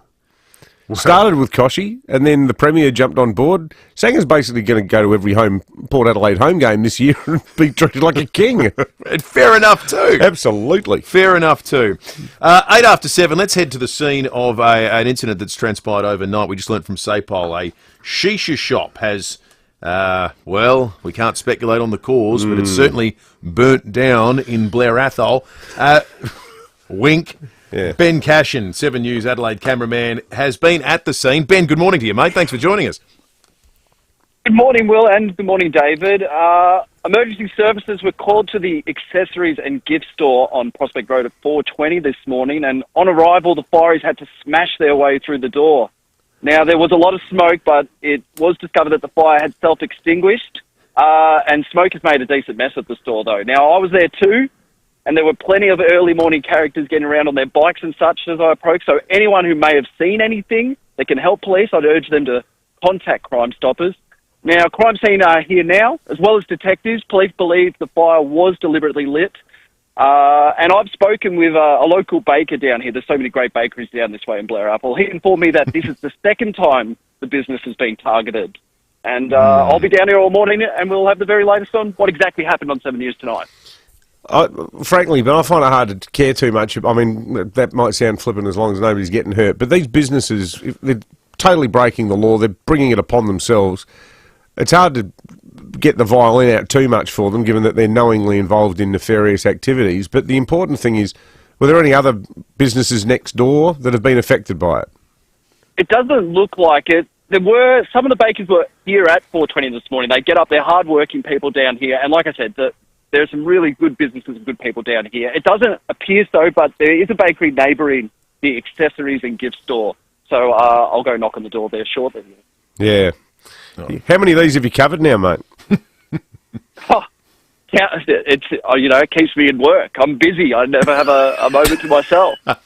And when you're at these gift shops, have you bought any nice gifts for your mum or anything like that? Or Oh, look, my mum, she doesn't really have interest for the old rusted Ford Mustang poster, the other gifts they have there, the decorative cat, or an 18-chamber water bong or anything like that? Not really a cup of tea there either? must be a market for it because these posters keep popping up and stay open. That's right. Hey, good on you, Ben. What do you get the mother who's got everything? How about a giant metre-tall shisha pipe? There you go, there's thinking. Thank you, Ben. Appreciate it, mate. Good to chat. It will be Mother's Day Thank soon, you. won't it? Yeah, good on you, Ben. Thanks. Ben Cashin from 7 News here at Adelaide. Cameraman extraordinaire. It is farcical, isn't it? He is one of those... goes beyond the brief cameramen, Ben. He's just the kind of bloke that, there's been a... Camos, they call them, don't they? Camos. He actually was first on scene at a crash where a truck went over an embankment and effectively he effected a rescue because they'd been the first people called out. He climbed down and actually was part of helping someone out. He's just a remarkable and a genuinely lovely bloke as well. Let's talk about another story that's developed overnight significantly. On 7 last night, there was this rumour that maybe Drake's had been contacted to take over as the naming rights sponsor of the Adelaide 500. Makes a bit of sense. They are a beloved South Australian brand. And, as we've learnt in the Tizer this morning, Velo, the incumbent naming sponsor, has something of a fight on their hand. Andrew Huff reporting this morning that they have been placed into receivership as a result of defaulting on payments to a major bank. There was documents filed to the corporate regulator on Thursday that they said a receiver had been appointed over the company. Now, the owner has been accused of failing to pay other business invoices. He said property and jet ski loans, tax debts and so forth. He's denied all of that, but you can't deny the fact the company is in receivership. So that's one component of this story, but we wanted to get to the bottom of the other. Does it mean that we could be having the Drake's Adelaide 500? I reckon whether it happens or not, our next guest kind of likes the sound of that. John Paul Drake, who is a noted rev head himself, joins us on 5AA Breakfast. John Paul, good morning to you. Oh, good morning. And just when you think it's not a slow news day, your mates are now hitting you up for free tickets for an event that you're not even the naming right for. So it is a very interesting scenario. Obviously, that sounds fantastic, the Drake's 500. I think it's got a good ring to it. What do you guys think? We love the sound. Yeah, we like it. Well, you guys are such an established and respected South Australian brand, John Paul. So, I don't know, is it a goer, do you think? Well, obviously we've had a meeting with the government on this, and if they're going to start reporting on all meetings that we have, it's a very interesting article, how it was written, how it was produced. So for us, it's one meeting that we've had. Would we have a look at a deal? Absolutely, we would have a look at a deal if we think it fits what we do. Obviously, a lot of the customers that shop at our stores, they do go to the Velo, which is the old Velo. I don't know what you call it anymore. And with the news came out last night about the Velo, it's a little bit of a coincidence, if you ask me. But we'll look at anything, and we have a marketing budget that we put aside for things. And as you can understand, guys, we get asked by hundreds, I would say thousands of people to sponsor things. If you're the naming rights sponsor, JP, does that mean you can say, Premier, we're on board, but I want to be on the starting grid? Oh, look, I'm sure you can do anything when you're the naming rights partner. But for us, it's really about, we know that's a fantastic event in South Australia. We know it's one of the biggest events here in SA. It does bring a lot of people to the state. It does bring it injects millions of dollars into the economy. And, we're one of these businesses that are we don't look at, 1 year or 2 year or 3 year ahead. We're looking 5 and 10. In fact, we just had a 5 and 10 year strategic plan meeting. And if the media is going to report on a meeting we've had with the government about this, mate, they might as well report about us looking to take over Foodland. So, for us, it's one of those things that we will look at. I can say we have definitely not been told by the state government that we have that gig at all. And, our hat is definitely in the ring, like many other businesses, let's just hope it goes to a great South Australian company. We like to hear that your hat's in the ring, though, JP. Yeah. And Rob on our Police Home Care text line just said, if you sponsor the Adelaide 500, maybe the pit lane could become the express checkout.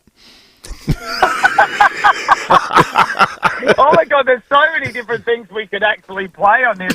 Yeah. But the first thing I think I want people to totally understand is, we have a set aside of money for marketing. And, I've had a look at some of the comments online, people complaining about if your prices were cheap. You should put it all back into pricing. I welcome anyone out there, if they want to start a supermarket chain, to go for it. Exactly. And knock yourselves out and just see what a ruthless industry it is. So we're doing our best to provide the best for our team members, more importantly, and our customers. So let's see where it goes. The other thing too, do you want to sponsor an event that most of South Australians still seem hardwired to call the Clipsal, even though Clipsal hasn't sponsored it for about 5 decades? Well, it's definitely apparent. Whoever gets the naming rights is going to have a nice play on words with the Clipsal 500. They definitely have hardwired that into people over the time. Hey, JP, good to chat with you, mate. Thanks for joining us. See you later, guys. Thank you. John Paul Drake. Hat in the ring. Hat in the ring.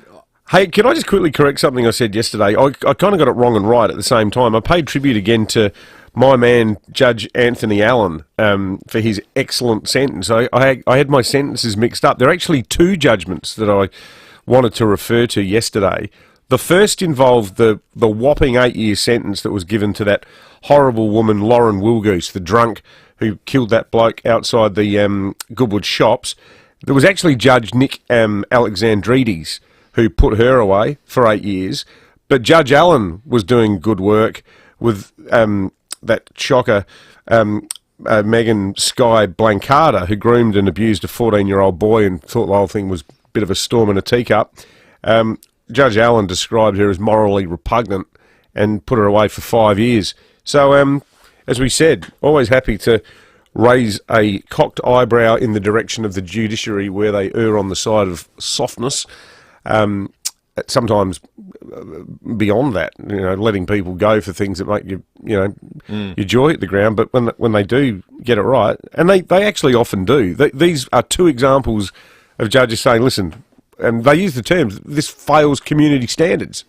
So good on both their honours. 2 good judgments. Yeah. Growing list of judges getting accolades on the 5AA Brekkie Show. What a time to be alive. That's right. 18 after 7. Let's check traffic thanks to Luba House, the leaders in transforming your outdoor space into a great entertainment area with an opening and closing room. Thanks, Will. Roads looking A-OK today. Accident breakdown free. Great start to a long weekend. In the Parklands, however, Wakefield Road is closed till Sunday night for the Adelaide Motorsport Festival. If you're normally coming to work via Fullerton Road through the Parklands, avoid that today. That'll get really busy. Activity at Thurberton Port Road near Phillip Street and down to 40 k's for works at Highgate today. Cross Road near Hampstead Avenue. Early morning cameras, Days Road, Croydon Park and Quick Road at Mitchell Park. Stop drug driving. The South Australia Police will stop you. With more patrols and more driver testing stations, think road safety. A message from the Government of South Australia. Adelaide's most accurate traffic on 5AA. 5AA Mornings with Graham Goodings. Premier Peter Malinauskas is calling for a bigger population for South Australia. We need a lot more people in our state, so says the Premier. He said that's not a popular thing to say in the context of domestic politics, unless of course people draw some confidence from the planning policy that sits around housing. There's the rub, Premier. Graham Goodings. By the way, should we mention water and power and other infrastructure? Weekday mornings from 9 on 5AA. Always Adelaide. Ignite your passion for exploration in the all-new Land Cruiser Prado. From the new Jarvis Toyota, Brighton Road, Somerton Park. Featuring refined suspension and increased manoeuvrability, the Land Cruiser Prado boasts off-roading prowess, ready to conquer the most rugged landscapes. Land Cruiser Prado is your gateway to adventure.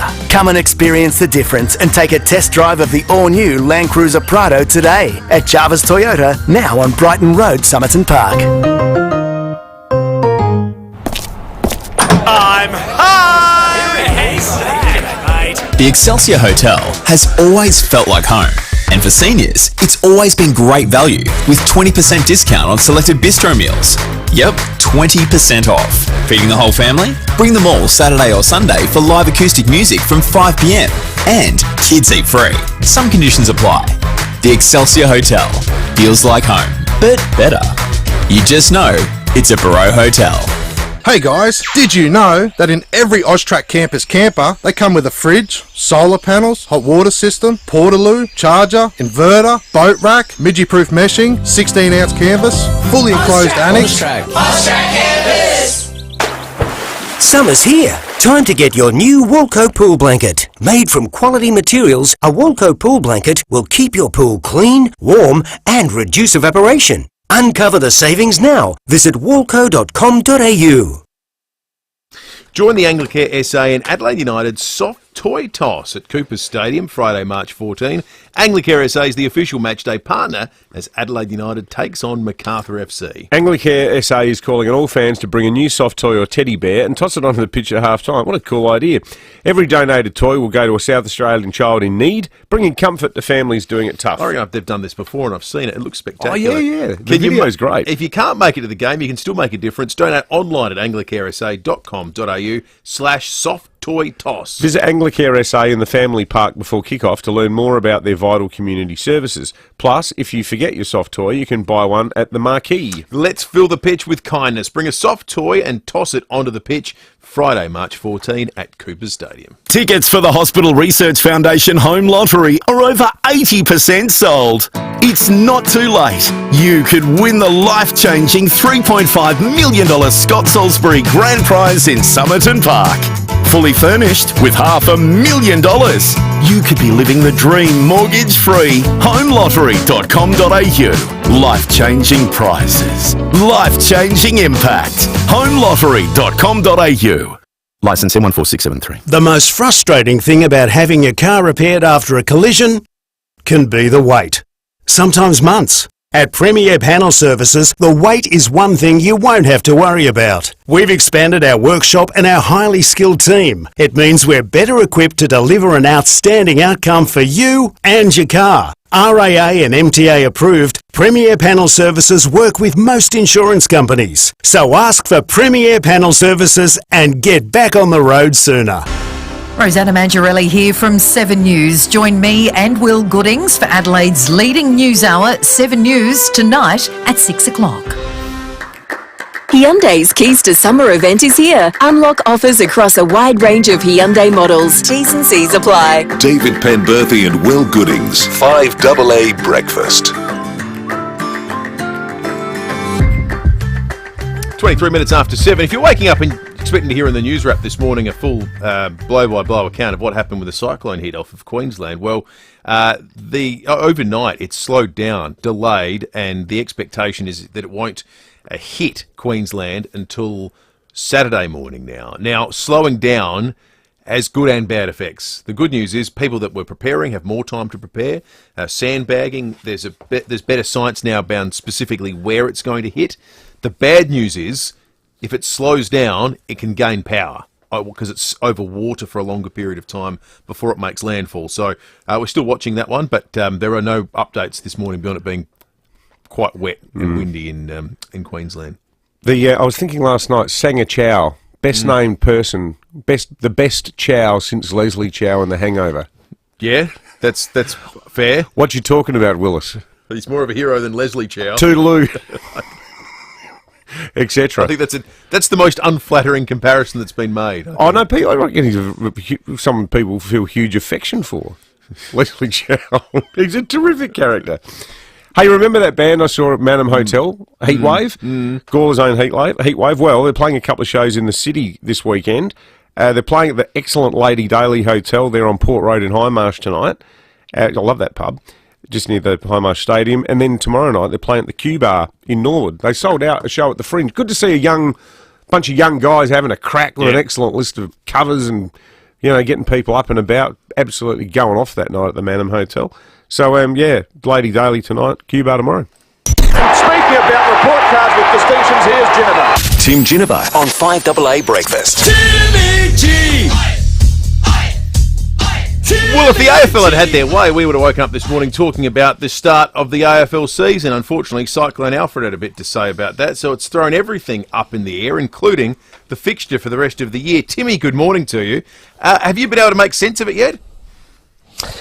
I think what I have made sense of is that half a round zero equals zero. So that's the way I'm assessing it at the moment. Look, yeah, I think sense prevailed, didn't it? I think straight away making the call that, and I've heard now that several NRL players are not happy about going and might not go down to Sydney for their game. Because they've got one that they rescheduled and pushed down to Sydney. So you can understand that with the fact that, and I was talking to my mate Roger Delaney, he lives on the Sunshine Coast, the ex-full-back that I played with in the Maggies days, and he lives on the Sunshine Coast, and he was saying, Timmy, Wednesday, you wouldn't have known anything was going to happen. It was a beautiful day. He said, Thursday, he said it's turned nasty, it's windy, and he said it feels like COVID. Everybody's working from home. Everybody's locked down, basically. And he said it's a pretty eerie feeling, and he said you can see it getting nasty outside. So, they're preparing for something that they've never had. He's been up there 15 years, never experienced any cyclonic activity. So I think it's a great decision they cancelled. Now it's just about trying to rework it. Now, the easy one that they were able to do was to put that Geelong game and Brisbane into round 3 because they both had a bye, so that was an easy fix. The big one is the round 24 possibility. Now, trying to work that with, you've got the bye before finals, so it allows it, but you've also got to think about broadcasters, and I had this argument with Sam Tugwell because he said, you just play it on the Wednesday. I said, do you reckon a broadcaster wants a game on a Wednesday night, Sam? Come on. No way that's happening. So as it looks at the moment, the Essendon-Carlton game will go to the Thursday in round 24, and the Port Gold Coast game will go to a Friday night. Now, Port Adelaide fans can get excited because we haven't been allocated a Friday night game for the year. Now, when you make top 4, you get rewarded. You get rewarded with home games that start at 3:45 on a Saturday. So it's it's exciting news for Port fans. But what will happen then, they'll flip that onto Thursday and Friday and be able to play a Gold Coast Essendon game. And if it's a standalone and one of them or both are trying to vie for a position in the 8, they could have an absolute blockbuster game and get massive eyeballs on it as well. So, I think that they'll solve this, and then I think they'll have to relook at this opening round. And Timmy, you've got a gig on Monday for Adelaide Cup Day. Let's not forget, that's why we get the long weekend this weekend. Correct, on Monday we certainly do, and we spoke to a young man, Lockie Neindorf. He's riding what is currently the favourite, Tara Mansour, and I've been invited down to the barrier draw this morning. I just hope I don't get roped in to do some track work. For the horse's sake, I hope that's true, Tim. Yeah, great call, mate. No backup, for God's sakes. Good on you, Tim. Have a great long weekend, mate. It's 28 minutes after 7. 5AA News is coming up. We'll be back with more in just a moment. Ignition for Men. Adelaide's home of impeccable class and style offer a range of suits by leading Italian brands, including the unparalleled quality of Armani, Canali, Zegna, and more. Ignition for Men. What you wear speaks volumes about who you are and where you're going in the world. Make your mark with Ignition for Men. Best fit, best brands. 54 Paynham Road, Stepney. ignitionformen.com.au. Fluorio Milk Company will always put SA first, and you can too.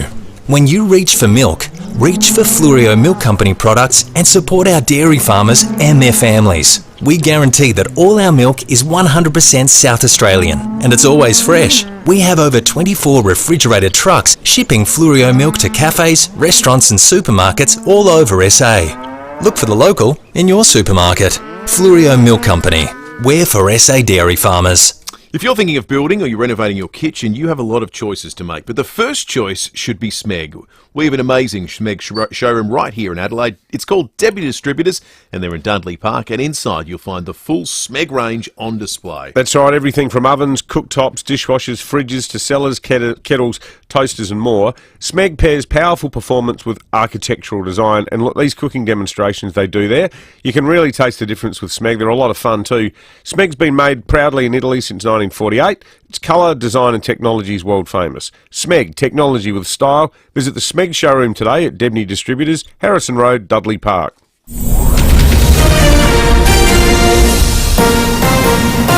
This is 5AA News. Always Adelaide. Sunny and 34 today with the 7:30 news. I'm Jess Adamson. Make RAA-approved windscreen repairer Complete Windscreens your insurer repairer of choice. Visit completewindscreens.com.au. Strong winds and showers are sweeping the Gold Coast, which is starting to feel the effects of tropical Cyclone Alfred. More than 25,000 customers are without power in the region. The Category 2 system is slowly moving towards the southeast Queensland coast, predicted to reach Moreton Bay at 4 tomorrow morning.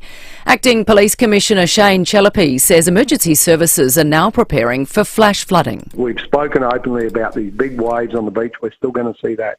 We're still going to see the wind. We're starting to see the rain. The next bit from this is the flash flooding and that major flooding, and that's that's why we've got to sort of be aware. If you see those roads with flooding, don't drive in them. South Australian Emergency Services are preparing to answer the call to help. Emergency Services Minister Emily Burke says crews from the SES, CFS and MFS are on standby should they be needed for the clean-up. I just want to say a big thank you to all of our volunteers here in South Australia who continue to put their hand up in times of need, not just here, but for our neighbours in our neighbouring states. Police are investigating a suspicious fire at Blair Athol this morning. Patrols and MFS crews were called to a shisha business on Barton Street just after 4 a.m. They managed to quickly extinguish the fire, but there is significant smoke damage. Crime scene investigators believe it was deliberately lit. The blaze will be investigated as part of Operation Eclipse. A 17-year-old boy has been charged after breaching a security fence at Avalon Airport and trying to board a Jetstar plane with a shotgun.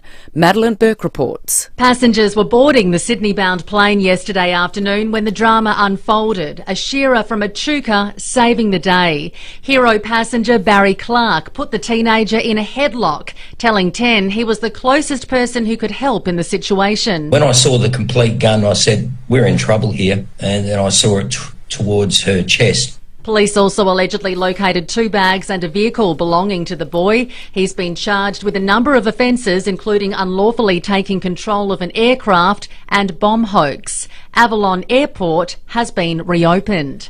A team of researchers say they may be closer to understanding why women are more susceptible to Alzheimer's disease.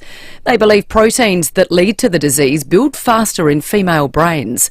Dementia Australia medical advisor Professor Michael Woodward says they're working to understand why. But it does seem that tau is building up more rapidly in females, which might explain why females have a higher risk of dementia even in the same age range as men.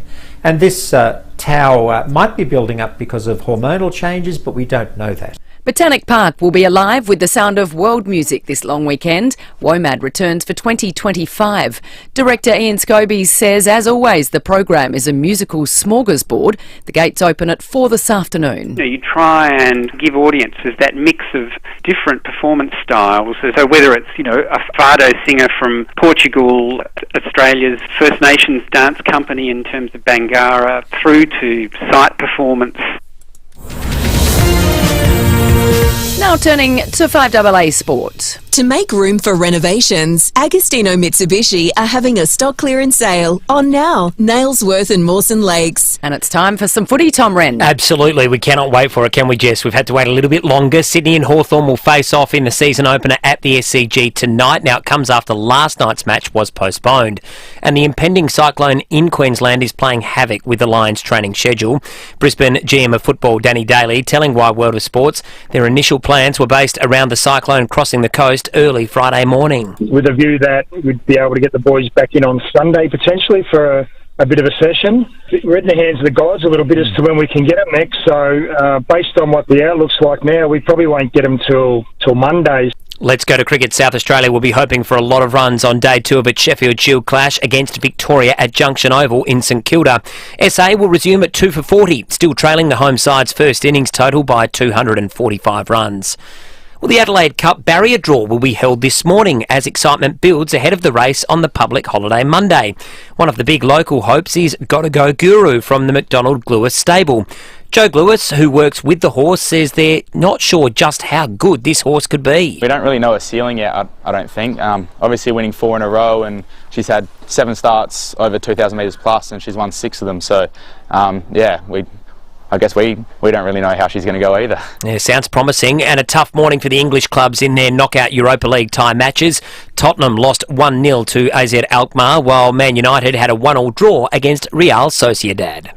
And that's the 5AA Sport. Thanks, Tom. Now checking 5AA traffic. Selling your commercial property for top dollar is made easier with the team at RWC Adelaide. Visit rwcadelaide.com. Morning there, Touchwood is looking really good for the running today. We're accident breakdown free. Got a few delays in the parklands, just near Victoria Park Racecourse. Wakefield Road is closed. That's through till Sunday night for the Adelaide Motorsport Festival. Avoid Fullerton Road if you're going that way. Pepperton has works, Port Road near Phillip Street, and we are slow South Road at Edwardstown. Coming this morning, Duthie Street at Malvern. Experience Mall Fest with live DJs, pop-ups and more in Ronald Mall, shop longer and later with all your favourites open till 9 tonight and 6 tomorrow night. Adelaide's most accurate traffic on 5AA. Now the 5AA forecast. Switch and save on service and repairs. Call 1300 Automasters. Sunny and 34 today, 36 for tomorrow and Sunday, up to 37 for the holiday on Monday and 35 for Tuesday. Right now it's 17 degrees on 5AA, always Adelaide. Don't let the sun set on your energy savings. With NRG Solar's cutting-edge batteries, your energy independence lasts long after sunset. Enjoy the freedom of solar, even when you're not home. Experience the future of energy. NRG Solar's new warehouse is fully stocked with wholesale solar and battery equipment. See it for yourself. NRG Solar, 1275 South Road, St Mary's, or call 1300 858 160 to explore a brighter, more sustainable tomorrow. G'day, Alan Gray here. Talking mechanic to mechanic, one of the toughest parts of our job would have to be tracking down the most reliable four-wheel drive parts. At Terrain Tamer, we have Australia's largest range of four-wheel drive parts, all designed, engineered and tested to outperform the original. Hey, righto guys. Talk to one of Terrain Tamer's army of trained parts interpreters who all speak fluent four-wheel drive, or jump online and have over 60,000 parts at your fingertips, delivered anywhere in Australia. Go to terraintamer.com. Hyundai's Keys to Summer event is here. Unlock offers across a wide range of Hyundai models. T's and C's apply. David Penberthy and Will Goodings, 5AA Breakfast. 23 to 8, beautiful shot on the Facebook and YouTube live stream this morning of the sun emerging over the hills as we get into the teeth of the final Monday to Friday working day before the Adelaide Cup long weekend. It's going to be a long and hot one here in Adelaide. Tell you It'll be what, magnificent. It's a tale of two countries weather-wise at the moment, isn't it? Like, we've just been absolutely blessed with perfect long weekend weather while poor old people of SEQ and northern New South Wales cop it, and it sort of overshadowed a weekend where a lot of people were saying that the expectation was that Anthony Albanese would be going to the lodge going to the government house this Sunday, Yarralumla, to potentially call an election. Michael Packy is the national political editor for Nine Radio. Michael, great to chat to you, mate. It looks like politics has sort of been very much shunted to one side over the last 48 hours, and that's going to remain the case for the whole weekend, is it not? Yeah, Penbo, I think that is the case. And you're right. The expectation was that Anthony Albanese would go to Yarralumla on Sunday, call an election for April 12, but that more than likely has been put on the back burner because obviously they're waiting to see what does happen once Cyclone Alfred hits. It's not expected now to make landfall until sometime tomorrow. By the time you assess the damage and all the rest of it as a result of these sorts of severe and unusual weather events for this time of year, I don't think there's any way that Anthony Albanese could call an election this weekend. There are also suggestions that he could wait until Monday, so maybe see what happens over the weekend with the cyclone and then decide to go to Yarralumla on Monday and still call it for April 12th. But you know what? I can almost guarantee, and of course no one can offer a 100% guarantee because only the Prime Minister knows what he wants to do when it comes to an election, but I can almost guarantee that the PM is not going to be going to Yarralumla, see the Governor-General either this weekend or Monday. I think we are increasingly now looking like it's potentially a May election. Yeah. That's great analysis, Pat. And we will leave the politics on one side today because obviously Queensland is the story. Michael Packy there, the national political editor for Nine Radio. Thanks for that, mate.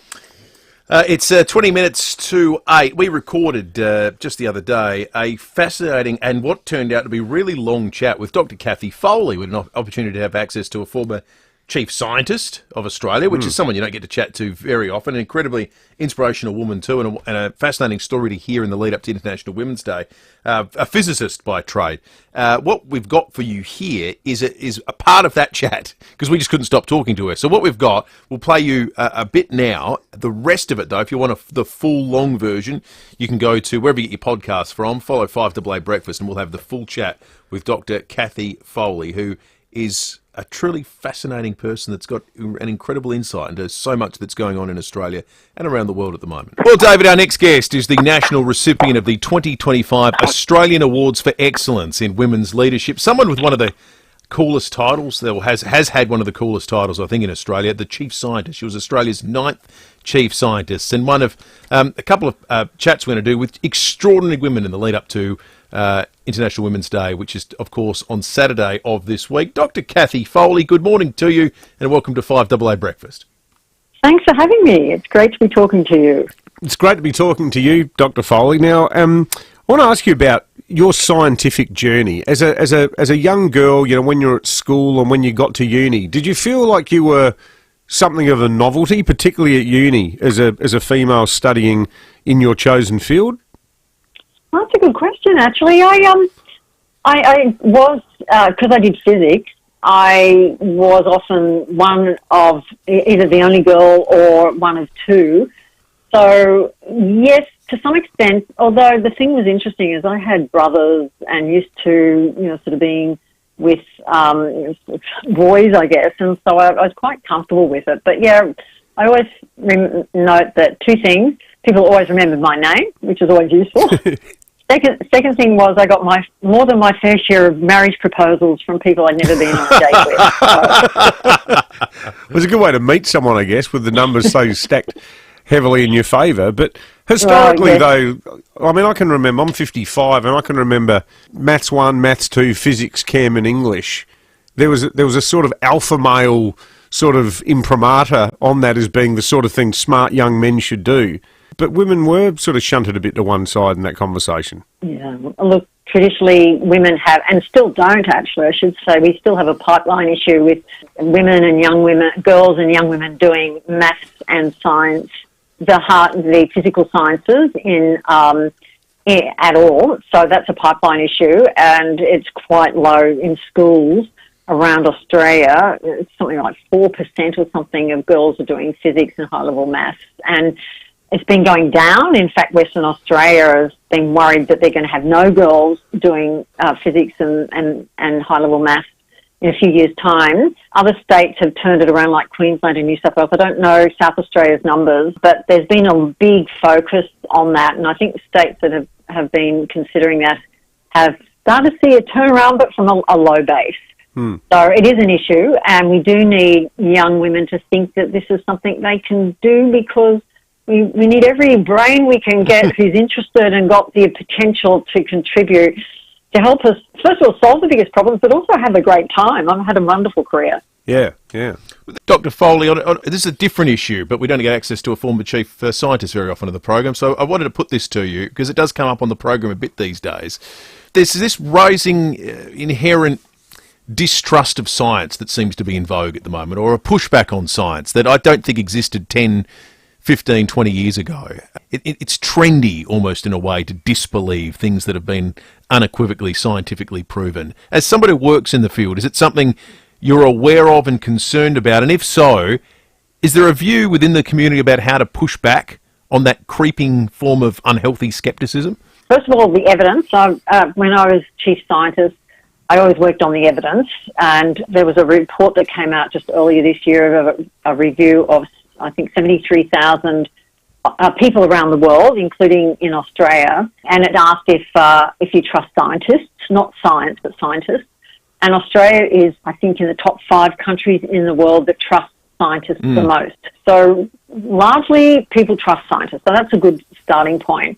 But what we're seeing, and it's been accelerating, is mis and disinformation. There's so much information on internet, on social media, generative AI, all that sort of stuff, where it's hard to know what is the material I trust because it's evidence-based and what is not evidence-based.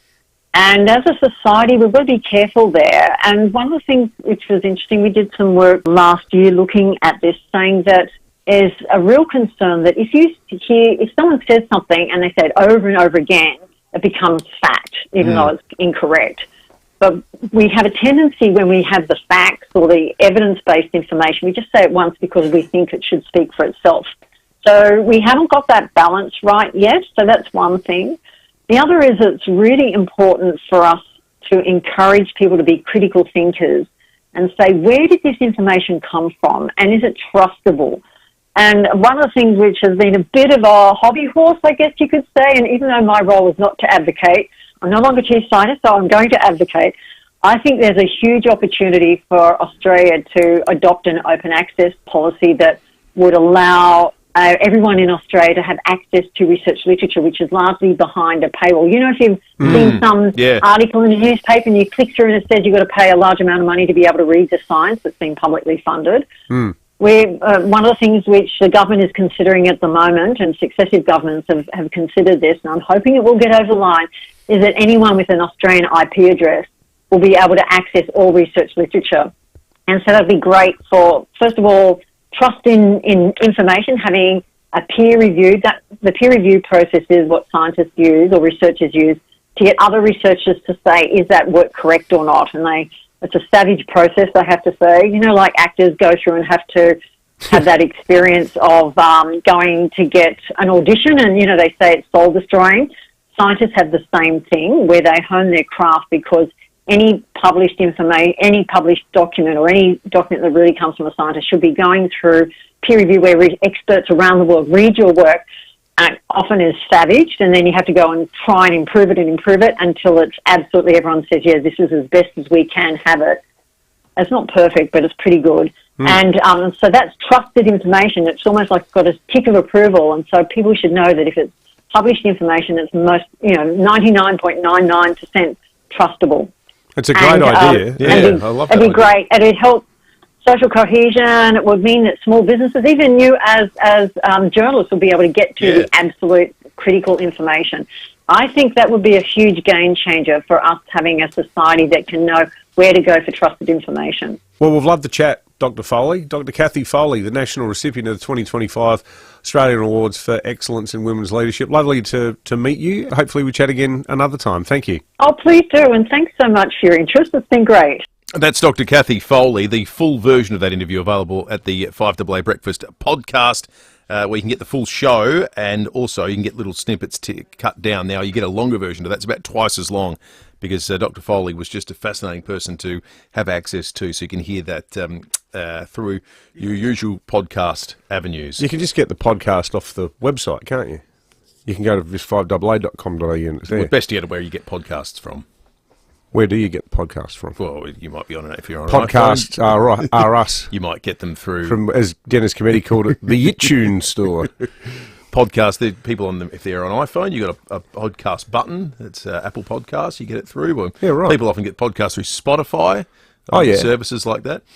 All right, we're going to check traffic and come back with more on 5AA Breakfast in just a moment. Thanks to Louver House, the leaders in transforming your outdoor space into a great entertainment area with an opening and closing roof. Thanks, Will. Looking pretty good for the running today and a long weekend, which is great. Do have Wakefield Road closed in the parklands. Through till Sunday night for the Adelaide Motorsport Festival. That'll get busy soon. Avoid that if you can this morning.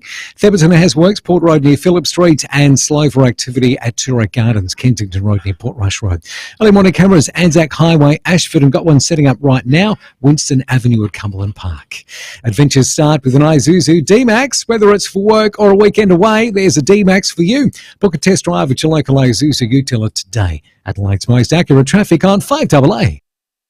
Hey guys, did you know that on every Austrac campus camper trailer, your barbecue bench doubles as a windbreak? And with 2 gas bayonets at the rear, we've got you covered for any kitchen cook-up. Austrac Campus! Hi, I'm Lynn Andrews. For over 50 years we, the Lynn Andrews team, have specialised in commercial and residential property management. But above all, we specialise in people. helping to make life easier for investors and tenants. Everyone is treated with empathy and respect. It's the way we do business. It's the Lynn Andrews way. For residential and commercial property management, we're here to help you. Visit lynnandrews.com.au. Is it the best Beechwood home ever made? Possibly, but there's always more to come from Beechwood. Introducing the Caliente, nearing completion and open soon for viewing at Craigburn Farm. The Caliente is a multi-level masterpiece of design, innovation and style with unmatched street appeal. Inspired by Palm Springs and California, this incredible home is definitely a conversation starter, and the team at Beechwood Homes cannot wait for you to see it. Life's good. It's even better in a Beechwood home. This March long weekend, experience more for all at the 2025 Adelaide Cup. And it's on this holiday Monday, March 10, with Morphettville Racecourse transforming into SA's ultimate entertainment festival. Non-stop racing, fashion and live performances all day long. Tickets start from just $35, plus you can upgrade your day with premium hospitality packages from trackside to VIP experience. You can bring the kids too, because the Family Zone has a petting zoo, jungle sports, face painting and free ferry floats. And then as the sun sets, Sneaky Sound System take the stage for an epic evening performance. So don't miss out. Get your Adelaide Cup tickets now at morphettville.com.au. Gamble responsibly. Get the garden you want at Garden Grove. Wander through Garden Grove's beautiful nursery, blooming with thousands and thousands of plants, greenery and all the colours of the rainbow. There are plants for inside and plants for out. For the garden you want, see Garden Grove. Golden Grove Road, Golden Grove. Garden Grove, that's the garden. Garden Grove, that's the garden. Garden Grove, the garden that I want. Phone 8251 1111 for delivery to all areas. 5AA Breakfast is streaming live right now. To watch, simply head to 5AA on Facebook or YouTube. Hyundai's Keys to Summer event is here. Unlock offers across a wide range of Hyundai models. T's and C's apply. David Penberthy and Will Goodings, 5AA Breakfast.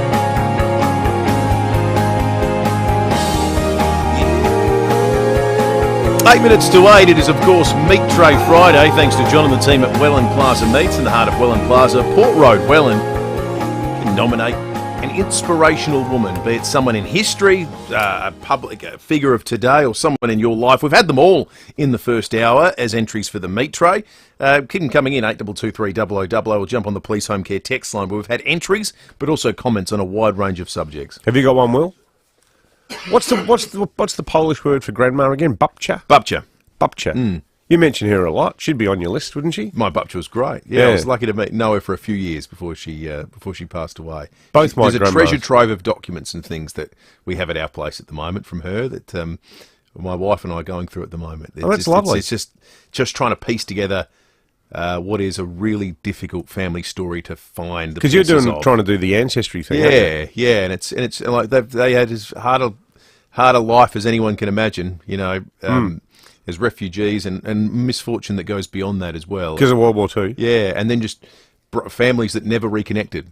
And they don't know, and on both sides, back in Poland and Australia, people who don't know what happened to each other, that are brothers and sisters, and there was letter correspondence and bits and pieces. It's an amazing puzzle put together. She was an incredible woman to withstand everything she did. Both my grandmas are on my list. Different era. One of my grandmas, God, like mother of nine kids, and they had no money. Yeah. Like they lived in this house in the Barossa at one stage that didn't have a floor. Like it's just crazy. Yeah. And like living before things like the washing machine existed, having to do 9, and there's no disposable nappies. You know, you think about the work that those women did in the 1950s, 1940s. Everything we've just said is inspirational, but I can't even begin to imagine a world with no disposable nappies. You used to have like a non-serrated knife to scrape them out and get the bleach and hang out, run it through a mangle. We had some sort of, it sounded like there was an industrial dispute with the bin collection people in our area down in Grange, and none of the bins got collected in the street. I swear our neighbours were about to come through the walls and have us carted off to jail. You can't not collect the bin of someone who has a child that wears nappies. It's just not right. Let's remove that thought from our mind and cast it towards the weather on the East Coast. Have a listen to Angus Hines, senior meteorologist, reporting on the situation off of Queensland, Cyclone Alfred this morning from Brisbane. What we've seen overnight is that Tropical Cyclone Alfred has again been very slow moving off the East Coast, really just stuck in the mud, and through the course of the whole night it's only moved about 20 kilometres or so closer to the country. That's only really about walking speed, which is quite strange to think about for such a big and powerful system, as the whole weather event is just going to get dragged out that little bit longer. We are still on the ramp up. The weather is getting worse as Tropical Cyclone approaches. It is forecast to cross the coast and probably bring its most intense weather conditions through early on Saturday morning. So we know early on Saturday, as we've been reporting, which means a little bit more time for people to get prepared, like Cheryl, who is a Brisbane resident who used to call Adelaide home. Good morning to you, Cheryl. Good morning, boys. How are you? We're good, thank you, Cheryl. How long have you been up in Brizzy? 30 years, actually. Oh, 30 years? Yeah, just after Christmas, it was 30 years, yeah. Oh, wow. And you still listen to 5AA up there? We do. Really? Does it make you feel connected back to home? Oh, absolutely. Yeah, we do. And I mean, being strong Port supporters, we listen to you boys for the Port news. Well, that's good. You don't mind us being a couple of crows half-wits, though? Yeah, of course we mind. That's the right answer, Cheryl. You truly are a South Australian football supporter. Hey, how are you? How you bearing up ahead of Cyclone Alfred? Well, yesterday was really interesting. When I emailed in about, the difference in conditions with what some of your listeners were talking about, we were getting really some very strong gusts, and only a few times throughout the day. It was sort of on and off in terms of rain, but some of those times when that wind gust was coming through, the rain was horizontal against our windows, and it just made me think, God, this is just exactly what we're going to be experiencing tomorrow. But now, of course, it's been pushed back another day. And even though we've had a lot of rain come through this morning, it's not been intense wind, and right now there's no rain and very little wind, and we're only a kilometre back from the water. Oh, wow. So, yeah, we're in the Redlands, which we're kind of protected by all those poor islands that are going to be copping it before us. And, some of those islands already have no power. So, I don't know what the future holds for them in terms of how quickly they're going to be able to get back on their feet. But it's going to be intense, and we know it, but at the moment, it doesn't feel like we're in anything. Yeah. It's the most bizarre of feelings. Everyone I know from Brisbane, Cheryl, they always talk really affectionately about how much they love storms. Like the late afternoon, and you think about like the band The Go-Betweens, they sort of like, turn a lot of that sort of sultry, tropical feeling of Brisbane into song. But normally it's a good thing being in Brizzy, I guess. It actually is, yeah. And I mean, we've lived up on the Sunshine Coast in that 30 years, and we were up there for about almost 15 years, but we moved back to Brisbane because our boys started to have families, so we just wanted to be that bit closer to our grandies. And while we were, I can remember being on a balcony in Caloundra where we lived, and just watching the storms roll in with the massive clouds and heavy rain and thunder and lightning, but you never felt like you were going to be, ruined, or your home was going to be upended because of it. It is an amazing thing to watch a storm roll in, and some of those clouds that develop in the skies, they just look like great big round grey barrels, and they're fascinating. But yeah, this one's different, and this is our very first, as I said. It's going to be an experience.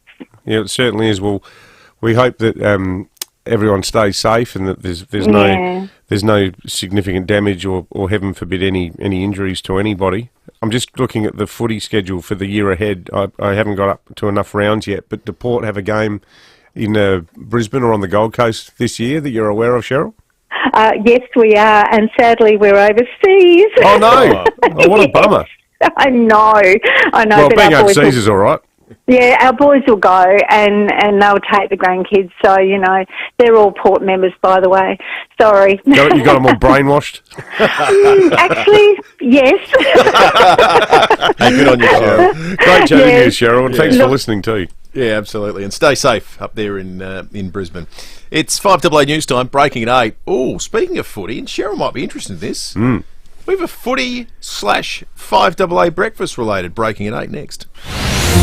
The latest local, national and international news for South Australia.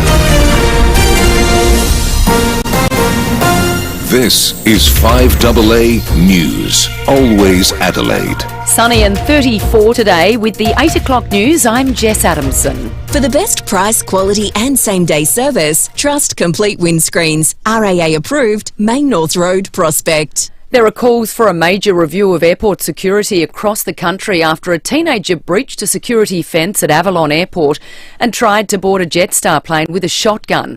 A hero passenger in the front row tackled the 17-year-old to the ground and threw the gun out of reach. With other passengers and the pilot, he then detained him until police arrived. Recently retired Qantas captain Richard de Crespigny says it could have been much worse. Clearly there is a failure in the airport security defences, a hole in the fence perhaps. If that person with the gun had a boarding pass, it could have ended very differently with a major influence on aviation.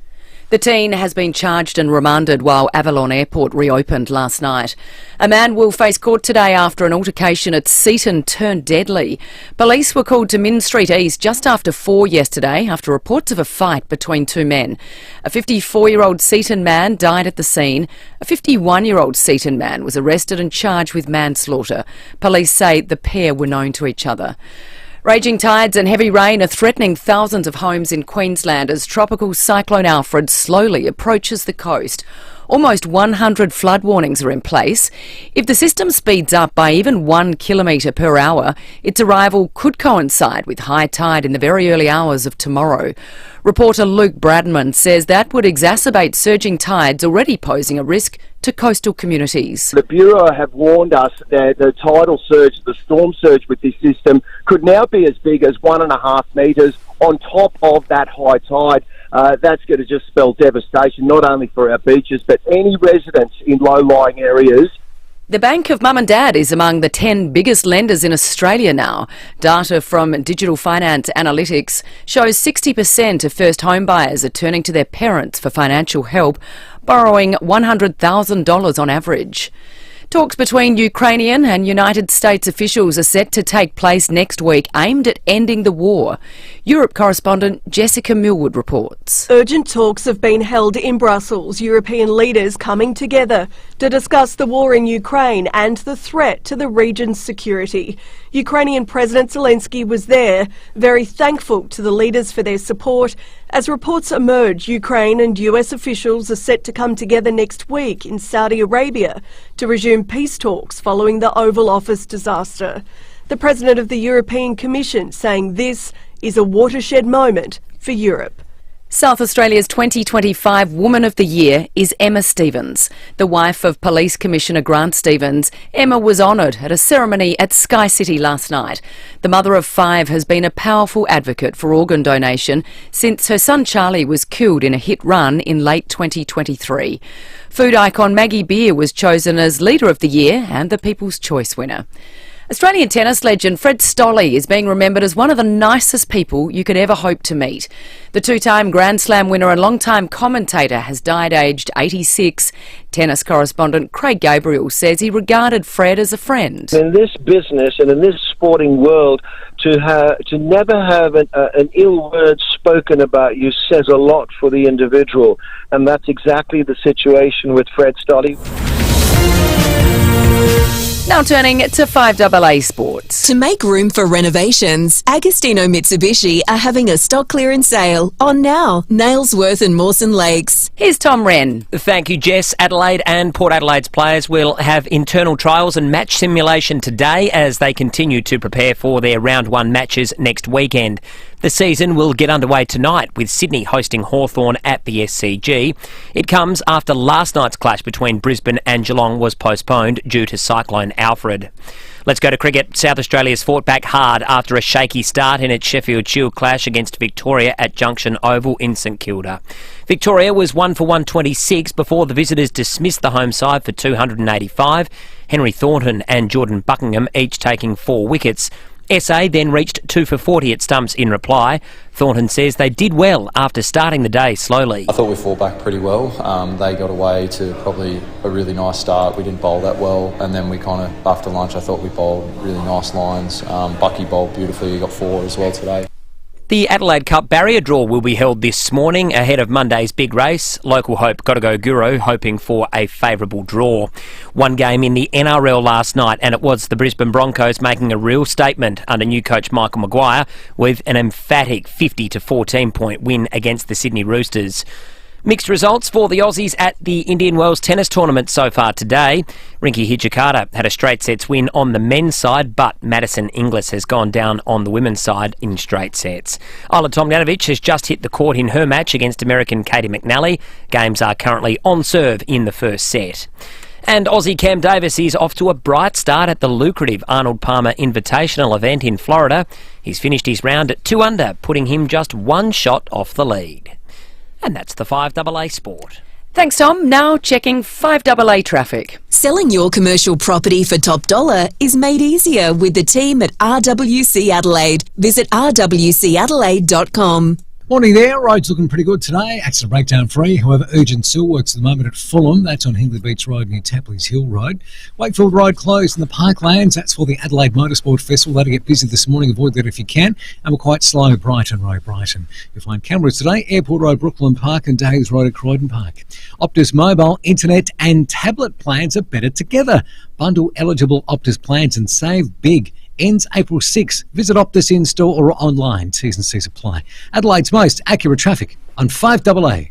Now the 5AA forecast. Switch and save on service and repairs. Call 1300 Automasters. Sunny and 34 today, 36 for tomorrow and Sunday, and up to 37 for the public holiday Monday. Right now it's 18 degrees. On 5AA, always Adelaide. City Discount Tires. Get saving this month at City Discount Tires. Grab 3 Falcon Zig ZE 310R passenger car tyres and get the 4th tyre absolutely free. Experience top-notch performance with exceptional grip on both wet and dry surfaces. Steer your way to citydiscounttires.com.au for even more great deals. City Discount Tires. We're driven by value. City Discount Tires. Hi, Brett Ebert here for Mawson Lakes Mazda. We've been doing deals on a huge range of 2024 plate Mazdas, and we've just received truckloads more of them, all priced to clear. These drive-away deals on new Mazdas include free 12 months rego, free stamp duty, and accessory packs worth $500. Yep, absolutely free. All exclusive to Mawson Lakes Mazda. No gimmicks, just great deals. Mawson Lakes Mazda, Salisbury Highway, T's and C's apply. One fall, one moment could change everything. Alone and unable to call for help, what happens next? Your loved ones shouldn't have to face that terrifying question. Care Alert's personal alert system is here to provide peace of mind and a lifeline when seconds matter most. Don't wait for the unthinkable to happen. Call 1300 75 85 95 or visit carealert.com.au today. Care Alert, because every moment counts. Go Harvey Norman for hot deals store-wide. Save a super 40% off Samsung 8K TVs. That's right, 40% off Samsung 8K TVs in store and online while stocks last. Save on big brand computers with up to 20% off Acer and Lenovo laptops, desktops and all-in-ones. And save on Australian-made bedding with big brand mattress floor stock price to clear. Plus, get bonus standard local delivery on selected mattresses over $9.99. Go Harvey Norman. Best brands, best range, best prices guaranteed. Conditions and exclusions apply. Streaming live via the 5AA Player app on DAB Digital Radio and on 1395 AM. This is 5AA, always Adelaide.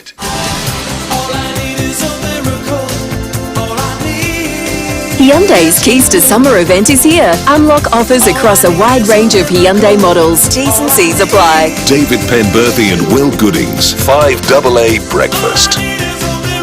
9 minutes after 8, Feedback Friday coming up after 8:30 this morning, which means We have a whole basket of goodies to give away. Everyone who participates wins a prize. We've got a handheld mixer, thanks to the great people at Smeg, the showroom there at Debney Distributors. Also, fringe tickets to see London Calling at Gluttony, and two people will win tickets to that. The other thing we've got today, because we didn't get to it yesterday, there was plenty of news around the place, is a Care Alert Smart Dialer to give away. If you want to sound off with a Smart Dialer, you can call in right now on 8223 0000. Use your home care package through My Aged Care or NDIS for a Care Alert Smart Dialer for free. Visit carealert.com.au. Fire up. We've got a text here from Will in Goodwood. He says, breaking at 8 and 5 AA footy, who are you putting the kiss of death onto this year? Well, listen up, folks, because now it is time for Breaking at 8. Well, by now, you all know the sad story. 5AA Breakfast and its footy players have had something of a checkered history. It all started with danger. Oh, we're pretty excited to win. Might surprise you. Eddie was next. But I can let everyone out there know that I'm not delisted. I'm still at the Crows and I'm contracted to 2020. Oh, then it was the dude's turn. Yeah, so haven't settled on a decision per se because that stuff's still figuring itself out. But yeah, the idea has always been to stay at Adelaide. And Orazio followed suit. I've been pretty clear to my manager where I want to stay. Yep. And I'm just trying to focus on playing. We got so concerned, we even had the show and studio cleansed by our very own Liz McCaskill. I've brought my little bag of goody tricks here. Okay. So normally most people will sage their house. So that's sage. So is the smoke sort of... The smoke will cleanse any negative energy and put balance and harmony back here. But less than a year later, Dan Houston was packing his bags and on a plane back to Victoria. Said in the past that I'm contracted and I absolutely love the footy club. I love being in Adelaide. So you're not leaving next year? No, I'm not leaving next year. You putting on me, will I? So we came up with a solution. What better way to end the curse once and for all than find two South Aussies coming home? From the Port Adelaide Football Club, Jack Lukosius. Long ball goes in and Lukosius from the side. Ainsworth plays onto advantage to the goal line. Lukosius. Landis floats it and Lukosius takes the mark. By Anderson at the top of the square and Lukosius. No one wanted to go get it, so in the end Davies did. Clever little handball. Lukosius will kick another one. Yeah, it's been a busy few months and it's actually the first time I've seen myself in the colours, so it doesn't quite feel right yet, but very excited for us to come here at the club. I couldn't be happier. It's a great footy club with a great history and they're in a great spot at the moment, so I'm looking forward to adding to that. And the Adelaide Crows, Alex Neil Bullen. The couple got it to Alex Neil Bullen. Big goal. 1-1 against Melbourne. Alex Neil Bullen's going to hold them up though. They were completely outnumbered. And you talk about the little things that Neil Bullen does. There's an example. Really excited for the opportunity to be an Adelaide Crow. Obviously grew up in Adelaide. This is where I fell in love with the sport of AFL, so to be sitting here now a Crow, it's very exciting for me and my family. Welcome home, fellas, and welcome to 5AA Breakfast.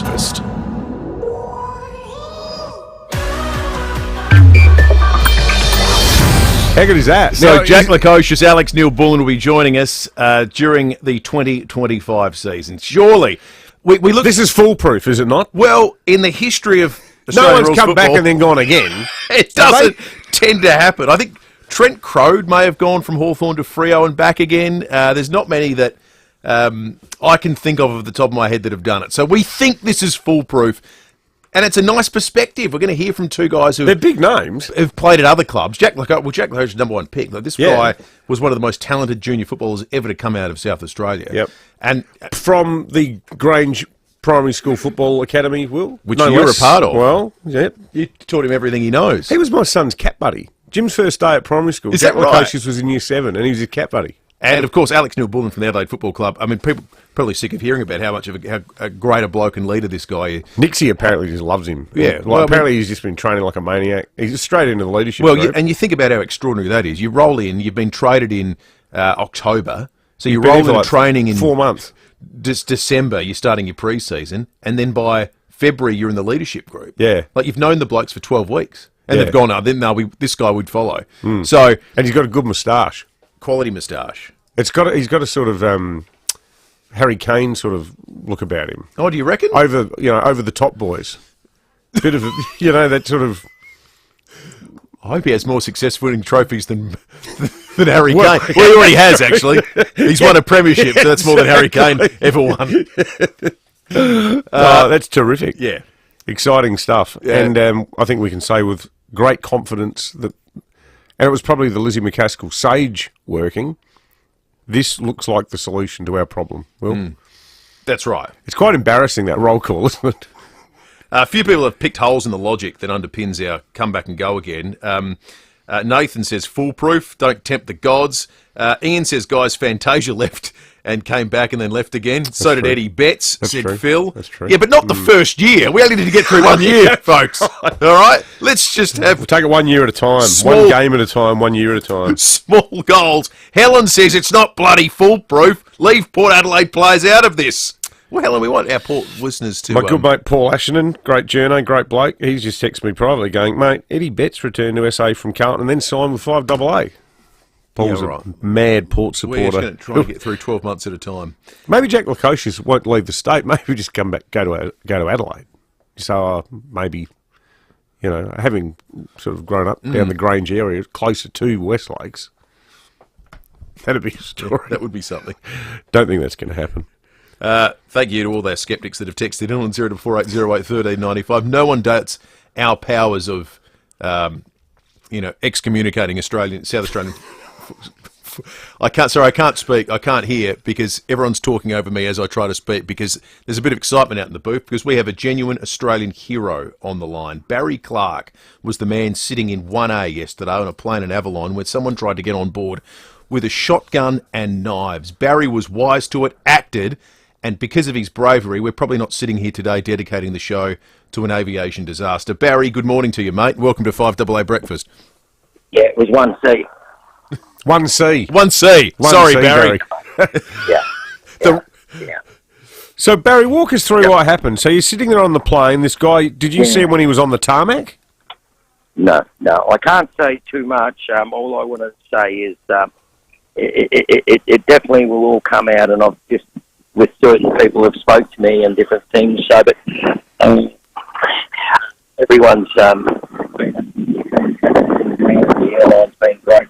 I just got a standing ovation in Sydney, which was amazing, and how it happened.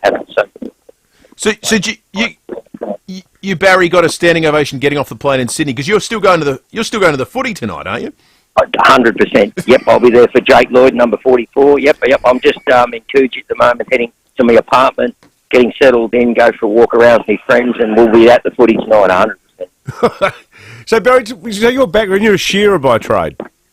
Yeah, sure. For 28 years, all over the country, ran business, and a good friend of mine's taking over my business now. Richie Reese is in Mount Gambier, South Australia. We shear all through South Australia, Victoria, and New South.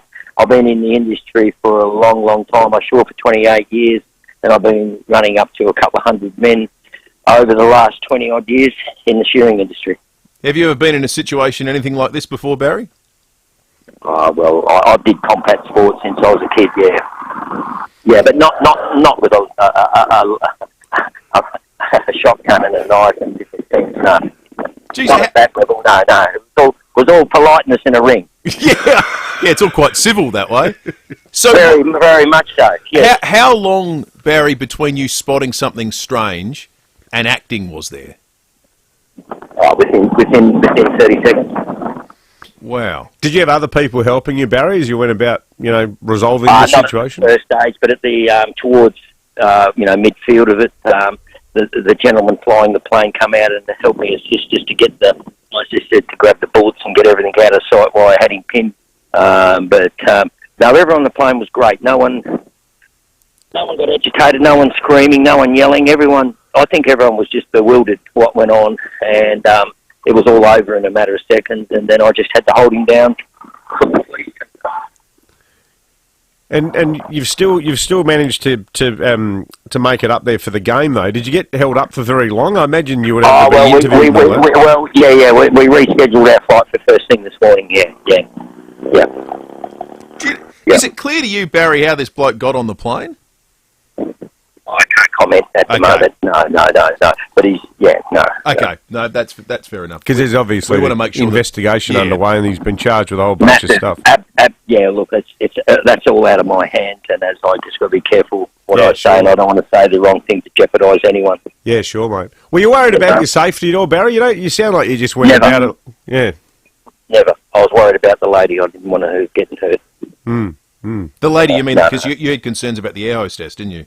100%, yes. She was the one 100% in danger. Yeah. No, the main thing is get between them, and so we couldn't hurt her, and I just grabbed her and threw her out of the way. Well, not threw her, pushed her out of the way as gently as I could on a quick situation. Yeah. Are you originally from Lucendale, Barry?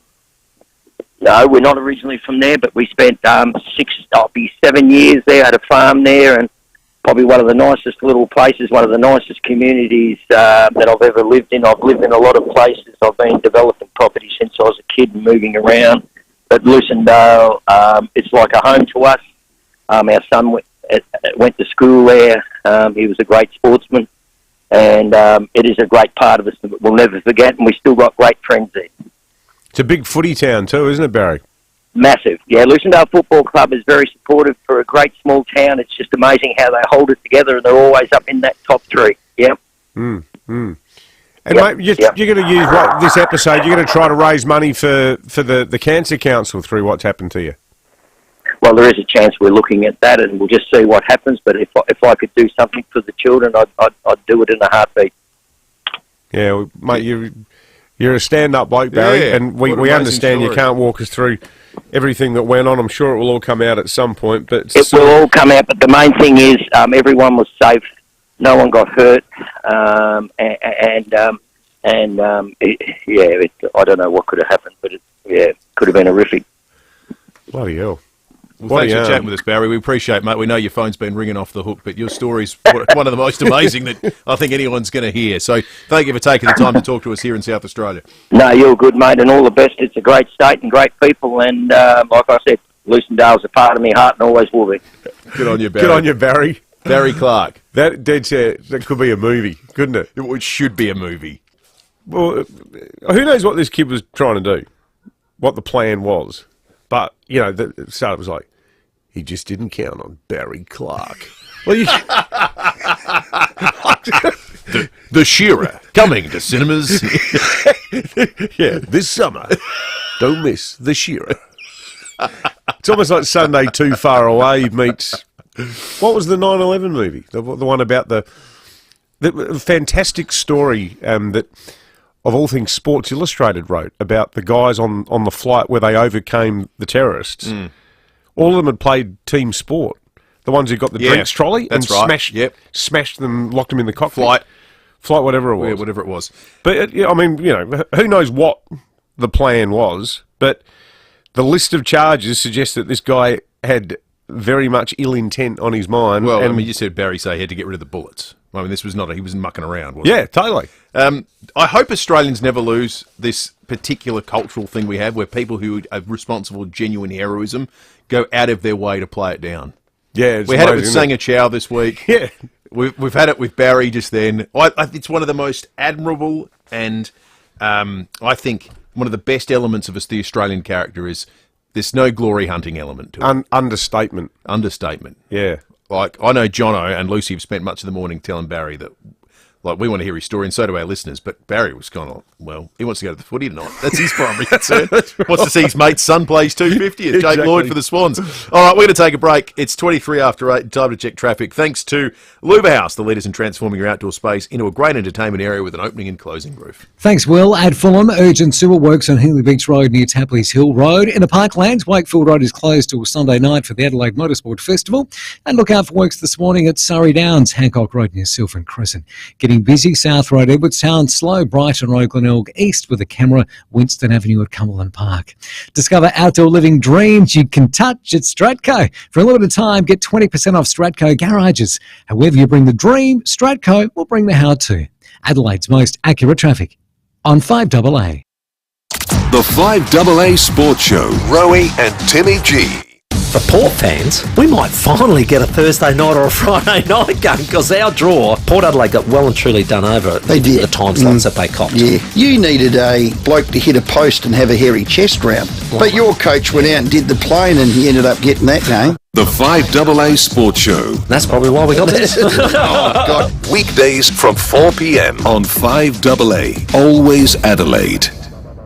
Ignition for Men. Adelaide's home of impeccable class and style offer a range of suits by leading Italian brands, including tailor-made suits using the finest Italian fabrics from Zegna, Canali, Zignoni, Holland and Sherry, along with many more. Special occasions or business, stand out in a tailor-made suit by Ignition for Men. Best fit, best brands. Call into 54 Paynham Road, Stepney, or visit ignitionformen.com.au. Steinborner Hyundai has always been well worth a trip, and now there's another great reason to visit. Hyundai's full range of hybrids. Steinborner Hyundai has a hybrid to suit every driver, from the hybrid i30, the Kona, the Tucson, as well as the all-new Santa Fe hybrid family-sized SUV. Experience the difference at Steinborner Barossa and Clare, with outstanding service and a great range of vehicles. And you'll see why. Steinborner Hyundai is well worth the trip. Steinborner.com.au.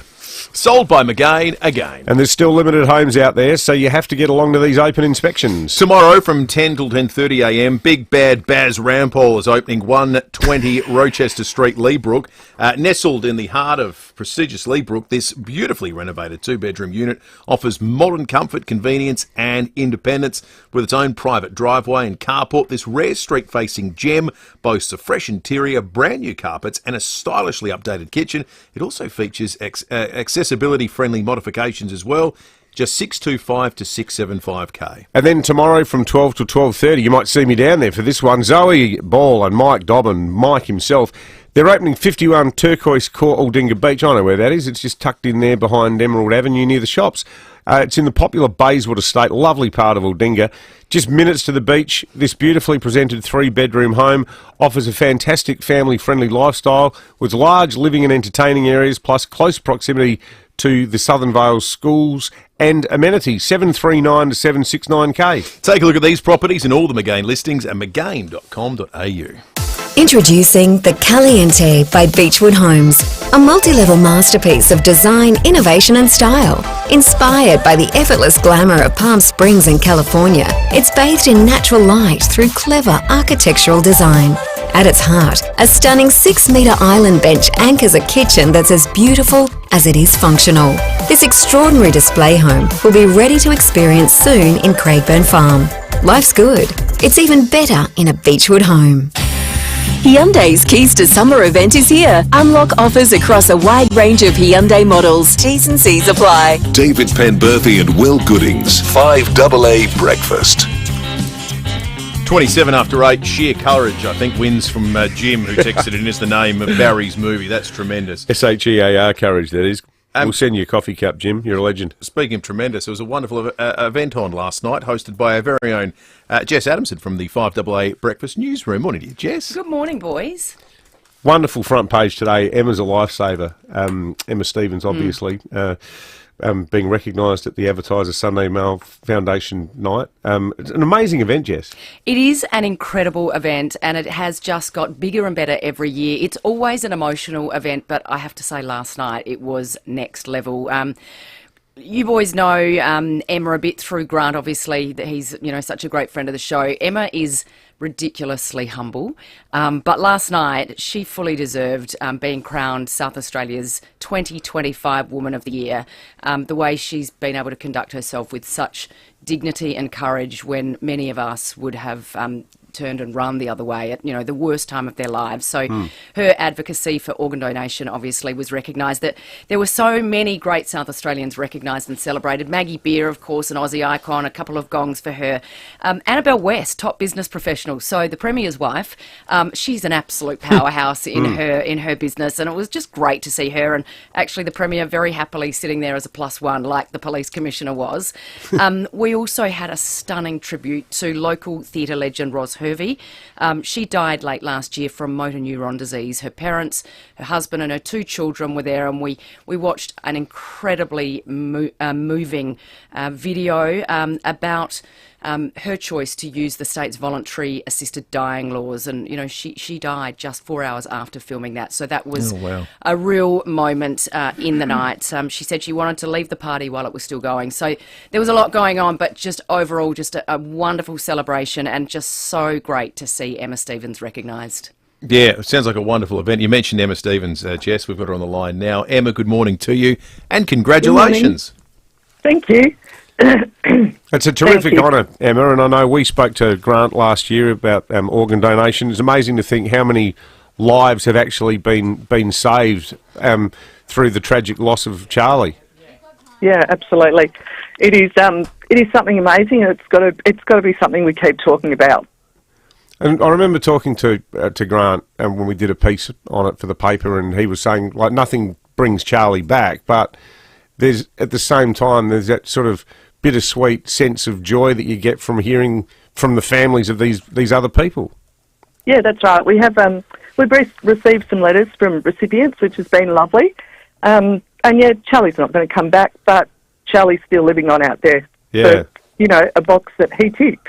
Yeah, that's right. And and the message too that you give to, parents who've got kids who are 16, they're going for their P's and what have you, is have that conversation. Oh, absolutely. Hey, have it with your children, have it with your family, have it with your friends.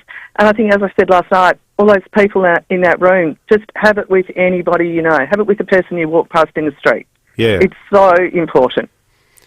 Unfortunately, we haven't got enough time to talk to you, Emma, because we love our sessions with your husband, but we wanted you to give us the dirt, Emma. Don't worry, he's standing around lurking, waiting for me to do it. Is he in the background there, is he? Oh, yeah, he is. I've actually put him away, though. I haven't let him in this room.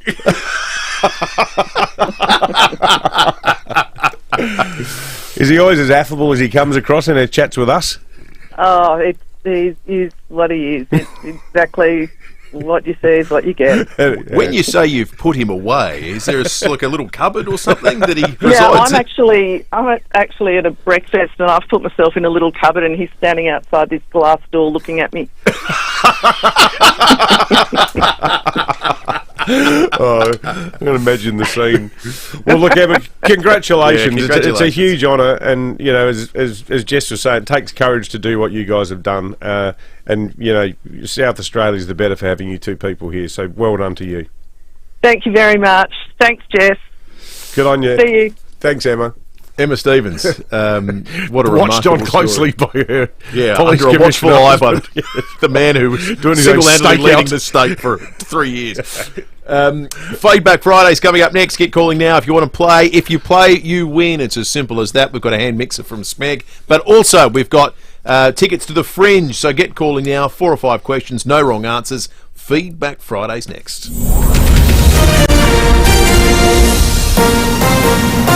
This is 5AA News. Always Adelaide. Sunny and 34 today. With the 8:30 news, I'm Jess Adamson. Chipped windscreen? RAA approved repairer Complete Windscreens repairs it from just $99. Find the big red koala. The Prime Minister is urging communities to stay up to date and informed as Cyclone Alfred approaches the Queensland coast. The weather system is expected to begin crossing the coast tonight, reaching Cape Morton by 4 tomorrow morning. Anthony Albanese says those affected have the country behind them. For Queenslanders and people in northern New South Wales, the next few days will be tough. But I know that at the most difficult of times, Australians show the best of our character. The most important thing right now is that you stay informed. Operation Eclipse detectives are investigating a fire at a Blair Athol shisha shop. The blaze broke out at 4:20 this morning at the Burton Street business, leaving significant smoke damage. Crime scene detectives believe it was deliberately lit. A shearer who dragged down a teen with a loaded shotgun at Avalon Airport has been hailed a hero amid calls for a major review of aviation security. Barry Clark from Echuca tackled the 17-year-old to the ground while passengers were boarding yesterday. Daniel, who was seated next to Barry, says the alleged offender tried to walk into the cockpit. That's when 2 of the stewardess stopped him, said, "Are you meant to be on this plane? Do you have a boarding pass?" He tried to point towards the cockpit, saying he needs to do something in there. That's when they turned around, the pilot turned around and must have seen the shotgun. The teen has been charged with a number of offences, including unlawfully taking control of an aircraft, possessed firearm and a bomb hoax. A new Gen Z survey has revealed they don't like being branded lazy and they're into nostalgia. Alex Riddell reports. Concert giant Live Nation surveyed more than 1,200 Gen Zs. In 2025, tradwives, bed-rotting, skinny jeans, Botox and Ozempic are out. Tradwives are women who adopt traditional female roles, while bed-rotting is lying around all day on your phone or binge-watching TV. Gen Z describe themselves as pop-domestic. They enjoy dressing up to go to concerts, nostalgic vinyl records and DVDs, running clubs and yochi, which is flavoured frozen yogurt. The Australian Electoral Commission has joined TikTok in a bid to engage with 9 million users. It's hoping to spark voter education by warning users to look out for misleading statistics on social media. Emma Stevens has been crowned South Australia's Woman of the Year. The wife of Police Commissioner Grant Stevens, Emma accepted the award at a ceremony at Sky City last night. The mother of 5 has become a powerful advocate for organ donation in the wake of her son Charlie's death at Schoolies in late 2023. Another major event on the Adelaide calendar will be held this weekend. WOMAD returns for 2025. The World Music Festival has been a fixture for decades, attracting up to 100,000 people over 4 days. Director Ian Scobie says it's a multi-generational event. We've now got people who were taken as children who are bringing their children. You can have the parents are at one stage and the kids are at another, and they might be, teenagers, and they'll see different things, and then they'll compare notes later. Now turning to 5AA Sport. To make room for renovations, Agostino Mitsubishi are having a stock clearance sale on now. Nailsworth and Mawson Lakes. Here's Tom Wren. Thank you, Jess. The Crows and Port Adelaide will both have internal trials today as they build up towards the start of the season. That will officially happen tonight with a match between Sydney and Hawthorn.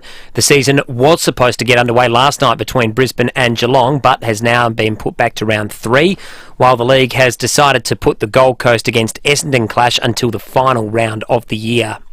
Well, promising young jockey Taylor Johnston says she can't wait for Monday as she tries to guide local hope Gotta Go Guru to a win in the 2 Mile Classic. The apprentice says she has a great relationship with the horse and the form line is strong. It's a really good opportunity that's popped up. I've had a good, association with her. We've won a few in a row now, and obviously last start, the Lord Reams, she was really tough, and it was really good to get that win. So I'm pretty excited going into the Adelaide Cup. Yeah, can't wait. Let's go to cricket. South Australia's fought back hard on the opening day of its Shield clash against Victoria at Junction Oval. The Vics were 1 for 126, but SA's bowlers dismissed the home side for 285, the visitors reaching 2 for 40 at stumps in reply. Ange Postecoglou's Tottenham has work to do if it wants to stay alive in the Europa League. Spurs have gone down 1-0 in the opening leg of their knockout tie against AZ Alkmaar. The return leg will be played in London next week. Things were looking good meantime for Manchester United after taking a 1-0 lead early in the second half against Spanish side Real Sociedad. Plays into Xerxes. 1-0 Manchester United. Keeper was wrong-footed. Well, Xerxes deserves the goal.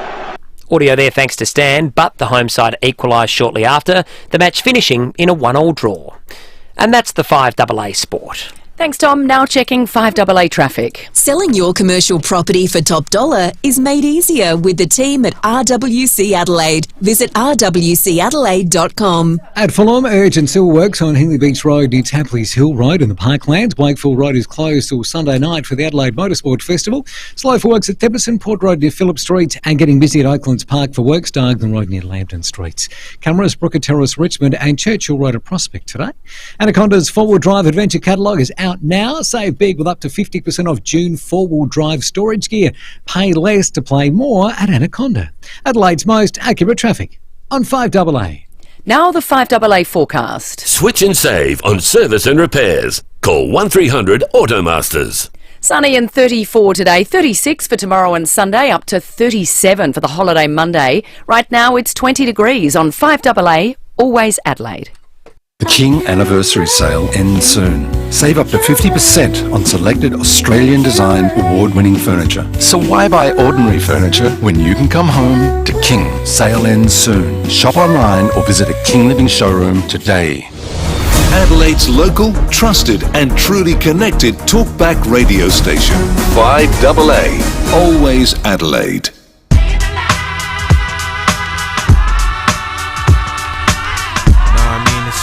Getting a little crazy. Look at here. Look at shorty got back. Should I ask her for a dance? Hold on, there's too many in the wolf pack. The all-electric Kia EV5 with built-in cooled storage and long-range option with up to 555 kilometres of range. The Kia EV5. Visit kia.com.au to find out more. Kia, movement that inspires.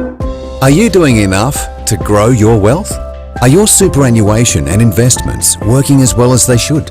Jackie from Guardian Wealth Solutions will work closely with you to help make sense of your super and create a roadmap for your financial future. She'll look at everything from your contributions and investment choices to strategies to minimising tax and fees. Instead of hoping for the best, you'll know you're on track to achieve the retirement lifestyle you want. GuardianWealthSolutions.com.au. After 34 years, Operation Flinders Foundation has their very own metro location in Richmond. They certainly do, and this new space means Operation Flinders can expand their impact, strengthen programs and continue supporting young people on their journey to a brighter future. But they can't do it without your continued support. Buy a virtual boot this March for Operation Flinders, with 100% of the funds going towards creating a dream future for the foundation. Small boots contribute $150, medium boots are $300, and large boots contribute a generous $500 to the cause. Your generous contribution will be displayed as a permanent record too in their new home. The boots may be virtual, but the impact is real. Show your generous support today by searching operationflinders.org. One fall, one moment could change everything. Alone and unable to call for help, what happens next? Your loved ones shouldn't have to face that terrifying question. Care Alert's personal alert system is here to provide peace of mind and a lifeline when seconds matter most. Don't wait for the unthinkable to happen. Call 1300 75 85 95 or visit carealert.com.au today.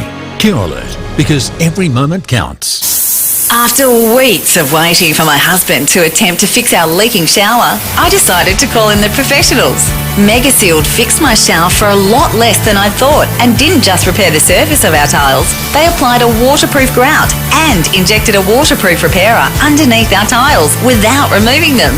If you have missing grout or silicone, cracked tiles, stubborn mould, or just want your leaky shower fixed by the professionals, head to megasealed.com.au. Rosanna Mangiarelli here from 7 News. Join me and Will Goodings for Adelaide's leading news hour, 7 News, tonight at 6 o'clock. Hyundai's Keys to Summer event is here. Unlock offers across a wide range of Hyundai models. T's and C's apply. David Penberthy and Will Goodings. 5AA Breakfast. The lights are on. You got it home. 18 minutes to 9. You just started singing recently. You're becoming a big singing guy on the radio recently. Yeah, no, it's I think this week you've hit peak song. When the songs come on, you tend to sing along. Particularly on a Friday Friday when when the the sun's shining. You certainly do. Sonic Youth do a good cover of that song. Do they? Mm. All right. Well, Great band. Shall we playing us out? Teenage Riots. Shall we jump into some Feedback Friday? Let's do it. The board assembled early this morning. Friday today, so have yourself feedback. It's always a good sign when The board is it, not they. when we get a full board. Feedback Friday early. Right. I didn't order a whiskey sour.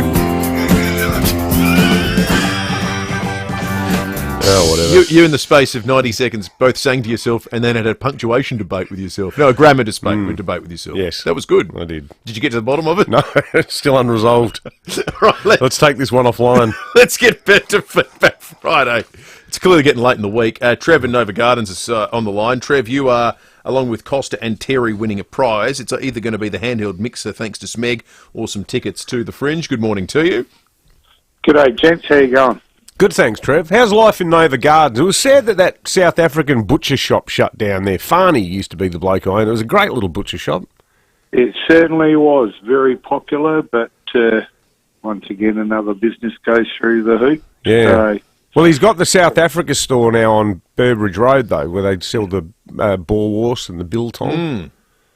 yeah, I head down to Moobar Oink. Oh, yeah, that's a good spot. That's good. it's good, that place. Hey, Trev, the Premier thinks we need more people in South Australia. Do you agree or disagree? We're struggling with everything else, so I don't think we need any more. No, that's a big zero from me. Trev, who do you like in the Cup on Monday? Well, I like the Quinella, the Guru horse from Lewis, and also Stokes's horse, the favourite. So take the Quinella plenty. You've done your research. We asked the Trev. right guy that question, Trev. We ask every year the Adelaide Cup Day, and I reckon we've been doing it for 10 years. Well, I reckon we bet 8% of people in South Australia can name one horse in the Cup, let alone you with the Quinella. Don't gamble responsibly. Trev, that's not the message, Trev. Hey, football season starts officially tonight. Who do you think wins the premiership this year? Look, I think they'll possibly could go back to back. But the Crows will scare a few, I think. Hope you're right. And just finally, Trev, have you ever been on a plane when any kind of incident happened?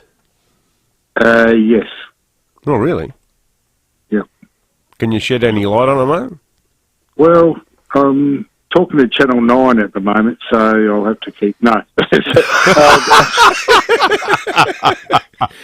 I was on a way on a flight overseas, and all the maps and everything got turned off on your seats and all that, and I was wondering what was going on. I'm sort of got a background in that, and we took off from Melbourne and ended up landing in Perth, going the wrong direction, and they come on a plane and locked the bloke up for murder. You're kidding? No way. So what, they diverted the whole plane to get him to Perth? Yeah. Oh, he was trying to abscond Australia, clearly. So it was an international flight, Trev, and then they kept him in Australia. Wow. Yeah. So that was What an experience. That's a great story. Hey, Trev, thank you. You're full of surprises. Let's go to Wattle Park. Costa, good morning. Good morning. How are you? Good, thanks, Costa. Hey, Costa, do you think Vladimir Zelensky should have worn a suit to the White House?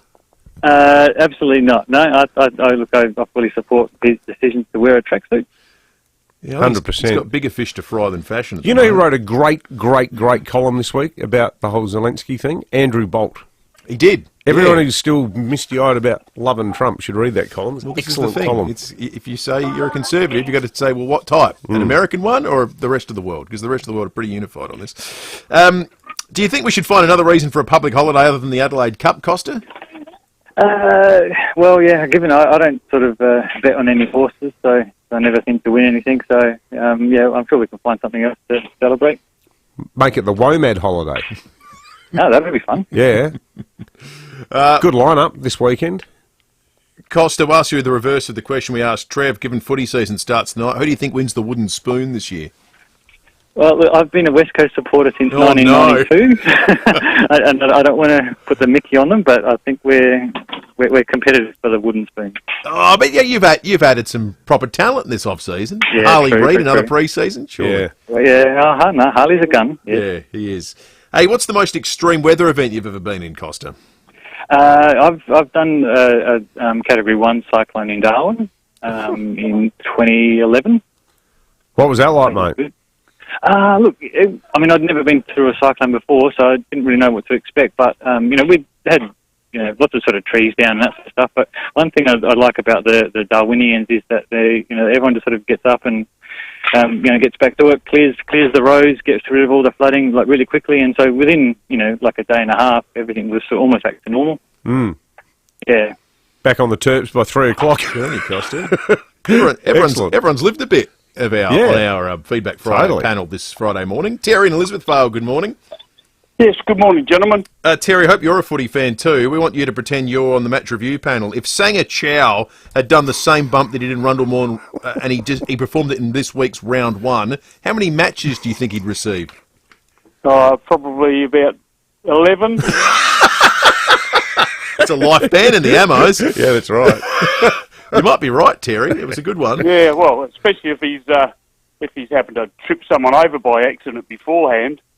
Yeah, well, that's right. That's a good point. It was high. It was premeditated. Yeah. It was It was bloody sensational. Is what it was. That's terrific. Hey, Terry, do you think Albo will call the federal election this weekend, or is he going to have to wait now because of Cyclone Alfred?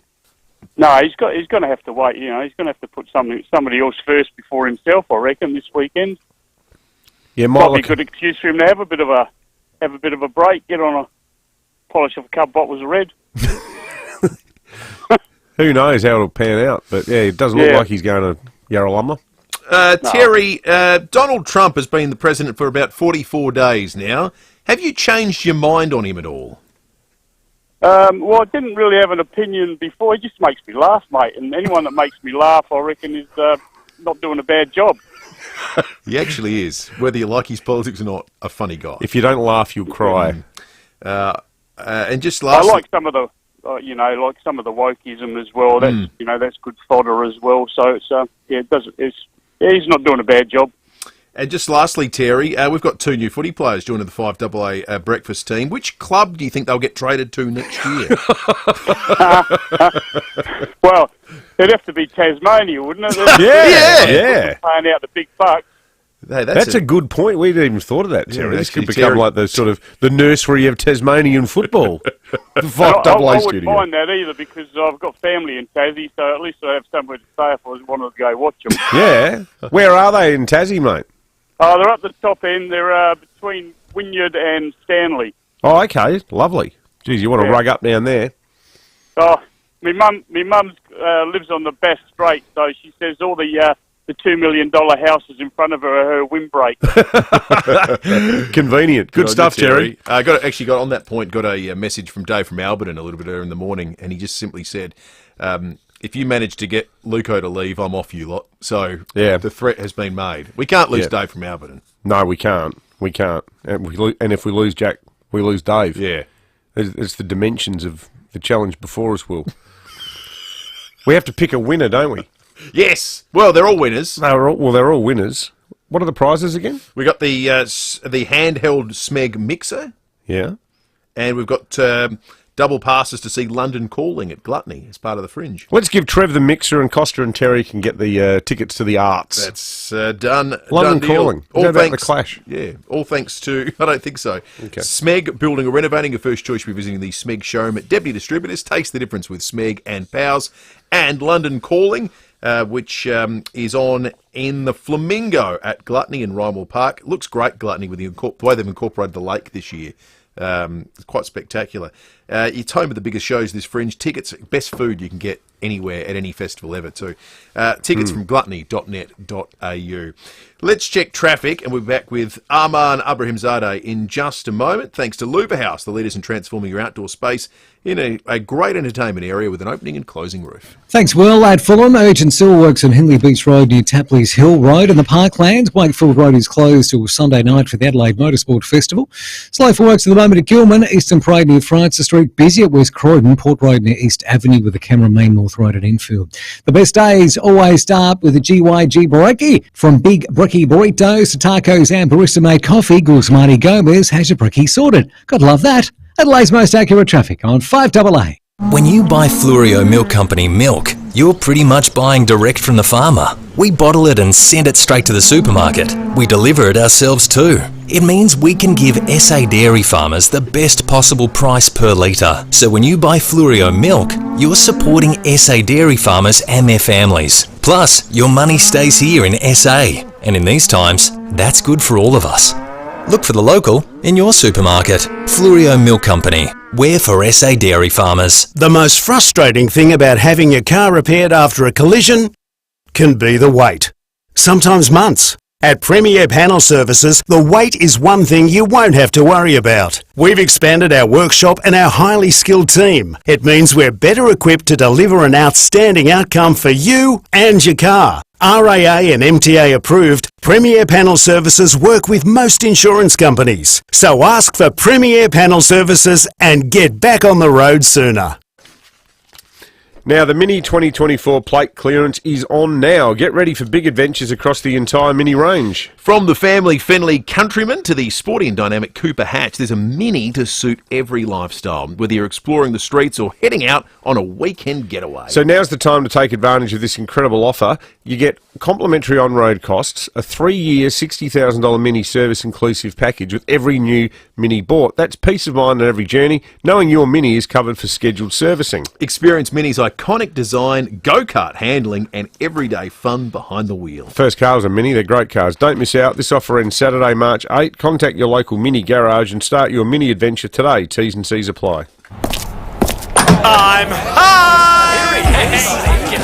The Excelsior Hotel has always felt like home, and right now you can tuck into a schnitty and a pint for just $22 in the front bar. Not bad, hey? That's a schnitty and a pint for just $22, only in the front bar. Make sure you check out their $20 jugs of the month too, plus live acoustic music every Saturday and Sunday from 5 till 8 p.m. The Excelsior Hotel feels like home, but better. You just know it's a Barreau Hotel. Hyundai's Keys to Summer event is here. Unlock offers across a wide range of Hyundai models. T's and C's apply. David Penberthy and Will Goodings. 5AA Breakfast. 5 minutes to 9, Stacey Lee's joined by Chris Jarma each and every Friday. Today, though, with a twist because Stacey is broadcasting from the Operation Flinders new headquarters that we've been talking about today. So what Chris is going to do is do a camping-themed meal for the long weekend. Baked potato with beef chili con carne. Oh, yum. Which, that sounds tremendous to me. That's comfort food. That's a little bit later today, all thanks to the wonderful Smeg showroom at Debney Distributors. You can taste the difference with Smeg and Pals. Well, this is a fitting way to end our program on the International Women's Day to have Aman Abrahimzadeh in the studio with us. Aman, of course, is a bloke, but the foundation that he and his sisters run is named in honour of his late mother, the wonderful Zara, and it's all about raising awareness and raising funds for women who've been displaced and had their lives upended by domestic violence. Always good to see you, Aman. How you going, mate? Thanks for having me. Yeah, I'm going well. How are you guys going? We're good. Yeah, we're good. Good. Looking forward to the long weekend. But great that we managed to get you in, mate, because not this weekend, but next weekend, you've got the next steps. Now, this is an important fundraiser on the annual calendar for the Zara Foundation. It is, and it's always around March, and you guys have been a great supporter of us, so we thank you very much for it. So it's always around, I guess, mid to end of March, and the reason for that is because my mum's birthday was the 21st of March, and unfortunately the incident that took her life was the 21st of March, so we always try and hold this event around about that date. So next weekend, next Sunday, 16th of March, is when it's all happening, down at the Grange Jetty Reserve. It starts at 8 o'clock and finishes at 12, but you're thinking, why would a 4-kilometre walk take 4 hours?